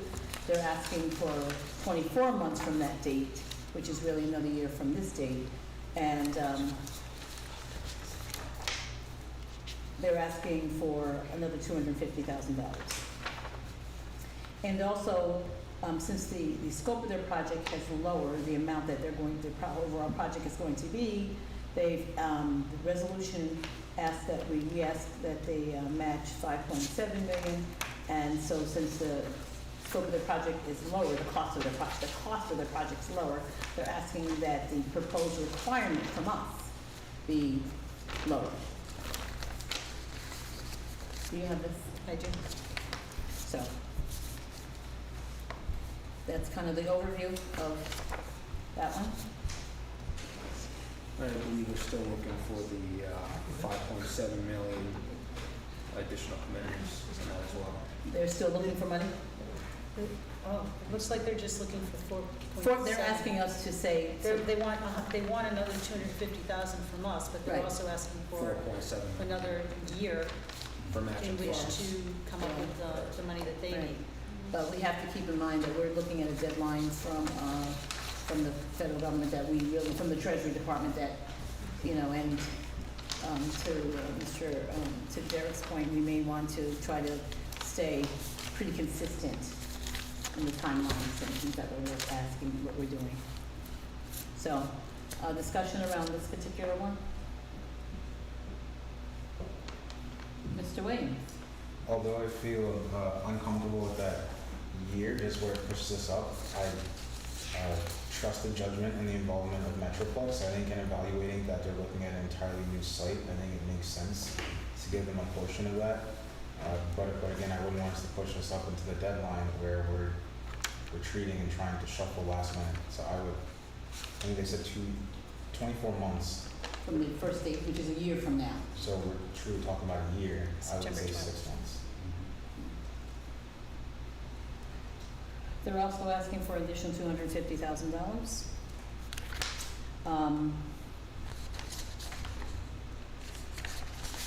Not that the scope of the project has changed, but they're just asking for additional funding. I mean, I would support 6-month extension, but I don't think that I would support the additional funding. I feel badly, but I would support the 6 months extension as well. And so, but not the additional funding? what do you guys feel? I don't think so. Anyone can come and ask for more money? No, absolutely not. Oh, should we? Yeah. Yeah, it is, isn't it? It's just the mattress. Well, we're not in contract, so I think we should be okay. That falls in the contract, so. Yeah. Negotiate. You don't get That's the in- contract until you get the terms in place. I was just raising the question, Mhm. some of the, we're negotiating the terms of this and whether, not only happen to be on the Electric City Co-op now, but some of these discussions appropriate in executive session as opposed to public session? So I thought if we were talking about contracts, we had to.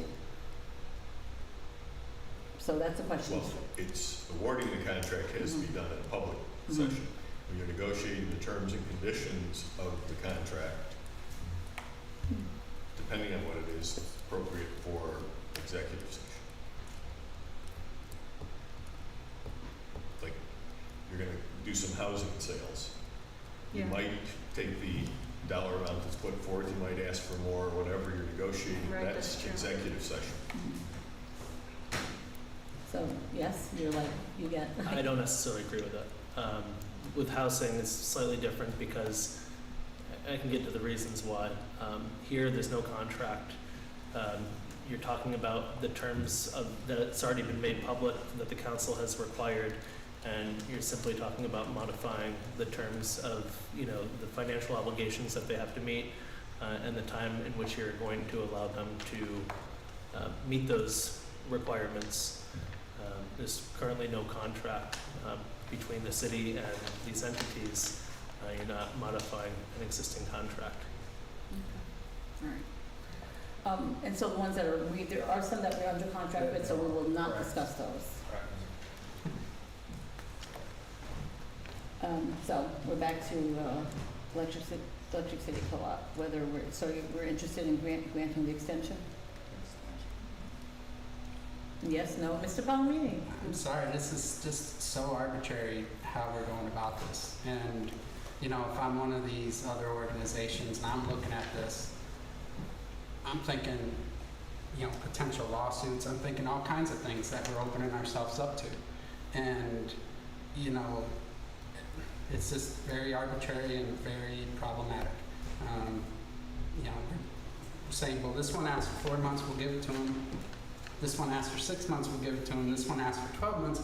No, we're not going to give it to them, we'll give them 6. And I understand the reason why.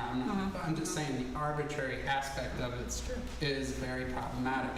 And I'm telling you, if I was one of these organizations, I would very much be looking at a lawsuit. So is it a yes or a no? It's definitely a no. I don't, well, we allow people to come to us and say, this is what we want. So we're entertaining what they want, so I don't see the lawsuit. I'm not saying that you're not right, but I don't see that. And in terms of the time frame, we've made it very clear to the organizations that we have a time frame that we have to stick with. So if the ask isn't what we can reasonably do, then it's an ask. It's not a demand. It's not saying, you know, we can't do without this. It's an ask. But we've already set forth the timeline for when we have to meet for the federal government. That's not going to change. We may be talking about 3 months left if, you know, once we read through that information. So we have to stick to our timelines in making these decisions. We also have to consider that.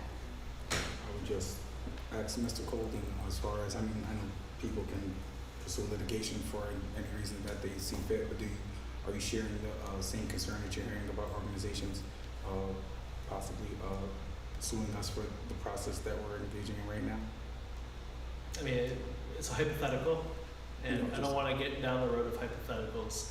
I don't necessarily see a cause of action unless the city is doing something that is irrational.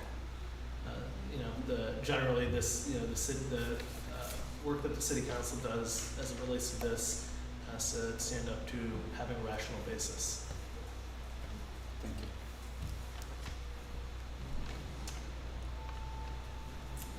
So what we're discussing is, again, electricity co-op, they're asking for they're asking for a year extension. We have to make a decision on that, keeping in mind what our time frame is, and additional $250. So, was that clear, right? it was clear over here, and I think you said no. I just want to be clear. Since we're granting extensions across the board, I'll go with 6 months, but additional money at this point, no. Okay. Since we're denying everyone else additional money at this point. Ms. Williams, I'm in agreement with the extension and withholding the additional fund request. Mr. Cronin. I'm in agreement with the extension and not entertaining the additional funds request. Same. All right, in that case, I'll entertain a motion to grant the 6-month extension. So moved. Second, all in favor? Aye. Let's see. Habitat for Humanity, to me, there wasn't enough information. I wasn't really, it just said. I don't think they're asking for anything. Yeah, they're saying, I'm not really clear. Oh, they're saying they still have to get us the paperwork. All right, so we have to put this one on hold. I'm looking, this is what they said. This is a contract in place for that. Is the contract in place? Okay, well, then I guess that means that we can't discuss it. How to go to for Contract in place? neighborhood revitalization to affordable home ownership? Is that the one you're talking about? So they only have one. All right, there's a contract in place? Okay, we can't discuss that one. Yeah, this one I think we don't have to discuss it. Okay.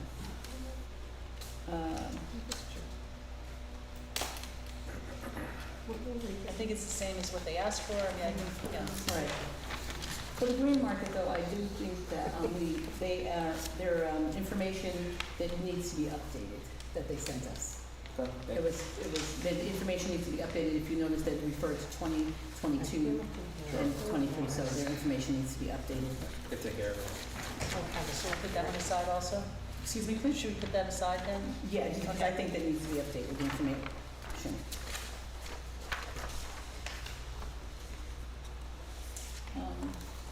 You said that Dory reached out to you, and they're gonna be talking about. Yeah, so she reached out to me, Pastor Nikki reached out, they're wondering about their funding, and emailed Ron Gardner to see, the updates on that, and to see if, he had a cost of the project, current cost of that. Right. Seat centers already in contract. So Yes, Were we talking about the empowerment center? yes, we're gonna get there. Okay. So the seat centers they're already in contract, right? So we don't have to talk about that one, right? Yes, no, no, we do not. And Cocoa House is not in contract, is that correct? That is correct. Okay, so, all right, Cocoa House, was, awarded $500,000, and now they want to change the use. Which they asked us about that a long time ago. We didn't get it never- back to them. Yeah. it Because we didn't- hadn't had that conversation. Right, it didn't This come is the forward. first that They we asked had. in September, quite frankly. And so they're asking for new staff, asking for $200,000 for year one and year two, if I'm interpreting this correctly, and then $100,000 in year three. Is that what you have? I would have to look into that email. Here it is here.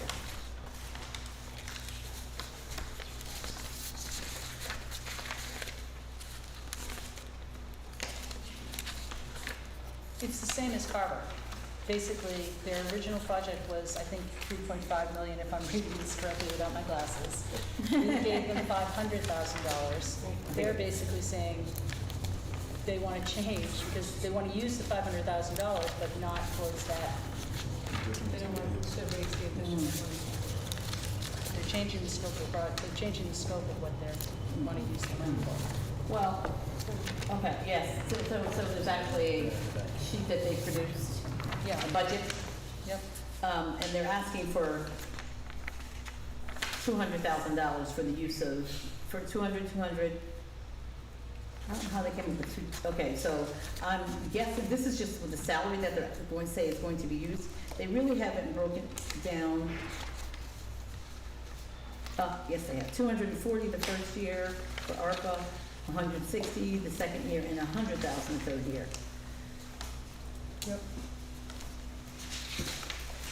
I guess, for me, the question would be staffing. I see that there's only one staff, so, I think that what they came back to us with was increasing their staffing so that they could provide additional programming. So that's what they're now asking us for, as opposed to a capital project, which was what they originally asked us for. And Mr. Furlong. they're not asking for additional funds, they're just asking for a change. A change, right. They're not Okay, I asking just for wanted to be additional- clear about that. Right. That's how I understood it.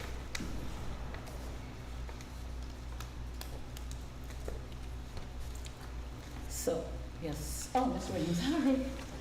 So I am in agreement with the developing property aspect. Based on their timeline, which I think was very well thought out, I think it's clear how they intend to use that portion of the money. With respect to the personal hires, I think it just highlights the executive directors. So I would like to know, is there additional positions that they're planning on hiring, or is it truly sitting within that one position, which I imagine is not the case? So I would like more information about that. Okay. Other people? Other So folks? perhaps what we should do with this one is the same that we're saying we're doing with the YW, which is having them come in also in a future meeting and talk to us about the change of the scope. Right. I think Just with as the we Y just though, we did. said I thought we said we'd just get it in writing and look at it, but Oh, whichever way. okay, whichever way. All right. Although this. So, but I would say we definitely, would need to have those questions answered. So, you're keeping track? Yeah. Okay. And Sandy's as well. Oops. And, the Proctors is under, in contract? That is correct. Yep, that one we know. Well, I there- think Anthony told us that the last time I was there. I do have some questions, so we would have to do that in an executive session since they're in the contract. Oh, okay. I beg your pardon? Oh, me too. Okay. Did we cover them all, or are there more? We have the extension for the Empowerment Center and the extension For the for Stockade Association. Hamilton Hill Arts Center. Oh, I don't have Stockade. The Stockade Association, the North Street Pump Ferry Station, the old one. My understanding is that's something that's being done in-house, Mayor, as opposed to, the Stockade Association is not a Took 501c3. some of the money to do a little bit of facade work. The reality is you gotta rescind that original resolution. It's a city property, we're not gonna go out and contract somebody else to come back in and do it. The problem is that the decision still hasn't been made, is what the adaptive reuse of that building is gonna be. And so is that where the Stockade Association is talking to development about? I don't know what the most recent discussions were. We don't have a firm plan of what it would be. And some of that, because when you go in, there's no real first floor, there's a pit. So you have to establish a floor there to do it. But what we've done is taken a little bit of the money and done facade work to preserve the windows, other things that have deteriorated, just to maintain the outside.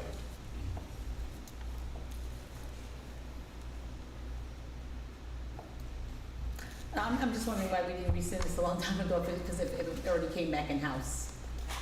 I'm sorry? Why we didn't, because I was told that it was already back in-house, but so I didn't know that we had to, because I was told by the Stockade Association that they were told by development that they could not do it because they were not a 501c3 in development. Well, it's not under 501(c)(3) or whatever, it's a city building. Okay. We're appropriating money for. We don't appropriate it to a third-party group to come back in. And so that resolution is still there. Okay. So my recommendation, at some point, the council has to rescind that, Okay. come back, and I would hope that we have a formal plan as to what we can do with it when we take that action, when you take that action. Okay. Well, so I guess that in this case, we have to continue motion to rescind that resolution. Mr. Not the Bowman? resolution, the appropriation. Appropriation? Yeah, that's contained in that resolution. Okay. All right, I'll make that motion to Rescind the rescind the appropriation. appropriation of the $750,000 To the Stockade. to the Stockade Association. Yeah. I'll second that. All in favor? Aye. All right. This is an executive. And was there other ones that, who else do we have to? Hamilton Hill. I'm sorry? Hamilton Hill Arts Center. Hamilton Hill Arts Center, I think they're in contract, aren't they now? They are not, they require additional 300,000 commitment. Really? I don't, oh, okay.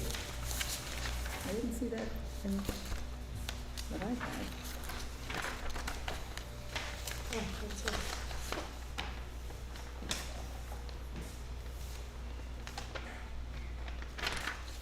Yeah, I don't think they're asking us for that money, though. Oh, My reading of this email, they're not asking us for that money. They're basically saying that they're getting that the money that they need. So I don't think we really have, are they looking for an extension, though? It says at the top that they're looking for an extension, but I don't see that. I don't see in the information they sent to us. Here So it is that Anthony's handwriting that's at the top of this? Yep. So it looks- Extension and commitment received. That's how I read that. So I don't think we have to do anything with this, honestly. I think we have to get clarity on it because Anthony's written Oh, okay, extensions. so that's, So can we get clarity from the Arts Center exactly what they're, if they need. because it says the other commitment received. I can reach out. Yeah. Which is the same. So, right, that's how I read it, that they weren't requesting. Right. That's Anthony's, but they didn't say that. Right, that's right. So we'll put that one. The Boys and Girls Club is under contract. Okay, so we can put the Hamilton Hill Arts Center aside for now Yes. and move on.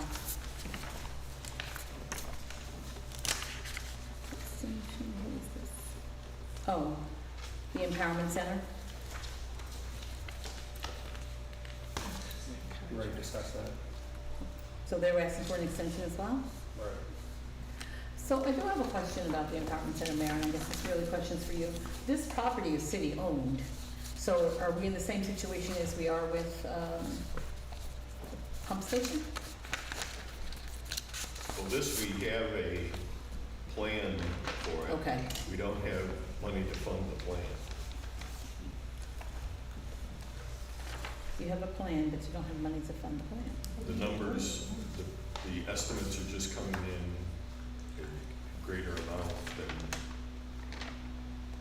what is on the table or what the original assumptions are. So, he didn't really give us an update on those changes. Mr. Gardner did not give us any update on that. I did reach out to him today via email to see if there's any updates in the cost estimate for the project, so just waiting to see that. Okay. Well, there's no action we can take without But I knowing. think the last time, the projected estimates were way over what we were planning to fund this project. Yeah, but we don't know any of it, so we can't. Did you have a hand up? Yep. Swings. So I had a question about the master contract agreement. I didn't know if there was an estimate and we can get on when that would be completed. I know they said that We having, can't talk about contract, right? He's asking about a contract, when we'd be getting it, or when we'd be getting it. when we could expect it back.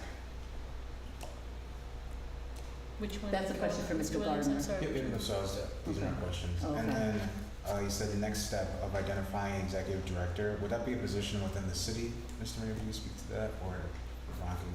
So my question was, how would that position be funded? I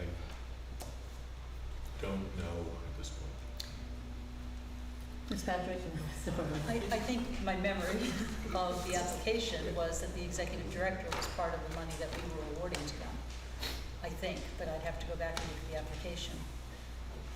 And I just want to point out that we gave them 1.755 million, and that is what they're meeting. If you add 875 and 200, doesn't that come up to 1075500? So there's no question, we already did that appropriation. Mhm. I don't think there's anything, unless they need more money, I think that this Well, is Mayor's another- saying that the cost is increasing. Am I understanding that correctly? Oh, we just don't have that detail then. Okay, so we would need to know what that looks like. Yep. So you've asked Mr. Gardner for that, and when can we expect to? He didn't send back an email to me in regards to that, so Okay. I could reach out and try to call tomorrow and see if he has an answer. All right. And so would you not mind if any questions that you have to just forward them all to Sam? She can forward them all, so we make sure we're capturing everything. And that's for all council members? Thank you. And that was it, that's all. Because we're trying to capture it. What's that? I think that was all of them, right? Except, Oh, Proctor's, you said. yeah, I wanted to have a discussion about that. Is it, are there more, Mr.? I don't think that's it. Oh, come on. Yes, that we should discuss? No, Because the other ones are in contract? Most are in contract or in progress of being I never know if in he's doing contract. that. Or really raising his hand. Oh, I thought he was. Are you doing I this? do have a question. Oh. Yeah, thank you. So my question is just like, so we're discussing, I don't understand why we have to go into executive session to discuss where we're. They're in contract It's already. a contract. That, Proctor's is already under contract. no, I understand that. I still don't think that falls under executive session. Mr. Colvin? I don't necessarily, I actually agree with Mr. Farley, I don't necessarily think it falls within executive session. It does not? It does not fall within executive session. There are articulated items that would fall within executive session. The reason why we do property sales in executive session that came up as a comparison is because it's very specific into real property sales as a matter of executive session, because it could impact if the council doesn't move forward how we sell properties or that particular property not approved. But something that's already under contract is not subject to executive session unless something comes up in the discussion that is specific to something that would be a matter of executive session. Okay. All right. So my question regarding, where is it? Proctor's is we appropriated the money when? 9/12/2022. And the costs that we're asking to cover are previous to that date. That's what Mr. Ferrari had told us. So they basically, I think, work ahead without, well, the same, again, I'm sorry, but the same with the Carver Community Center, they're hoping to get these 2 grants. They're hoping to get the 500,000 and the 250,000. Now, the 2 grants that That's they're not the applying same. for. It's a very different It's thing. very different. Okay, well, I guess what I'm saying is, it sounds like Proctor's thought they were gonna get the money, so they went ahead and did the work. No.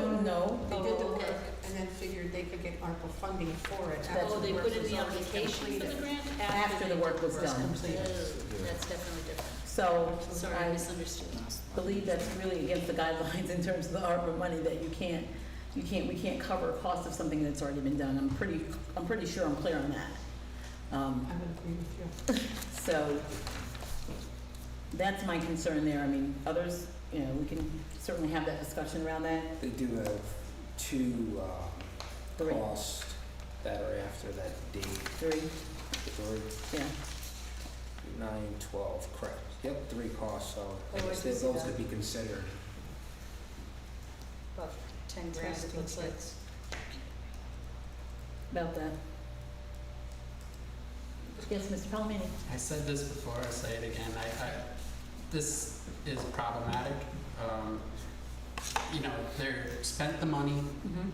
They obviously had the money to do the project, and now they're asking for money besides. Mm-hmm. No. Okay. Yes, Mr. Farley? I agree with Mr. Fowler in this situation. Mr. Williams? Yep, and I would say based on the pretense at which all of this was submitted, I would agree as well.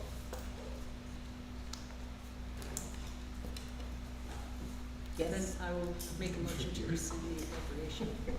Right, is that what we just did on the other? Is that what we're Yes, doing? that is what we did. So yes, that is what we did with the North Street Pump Ferry Station. Yeah. Yes. Okay. So what is your motion? To rescind the appropriation. All right. Did we do that? That's what we must have done with the aquatic center as well then. Yes. Mhm. I'll second it. All in favor? Aye. All right, is that the last one? Yes. I believe so. That's all we Unless got. there's any other questions you have. Would you like us to have our questions to stand by? Still have more on the agenda. As soon as possible, when I can send them out. As soon as possible. In the next couple of days. All right.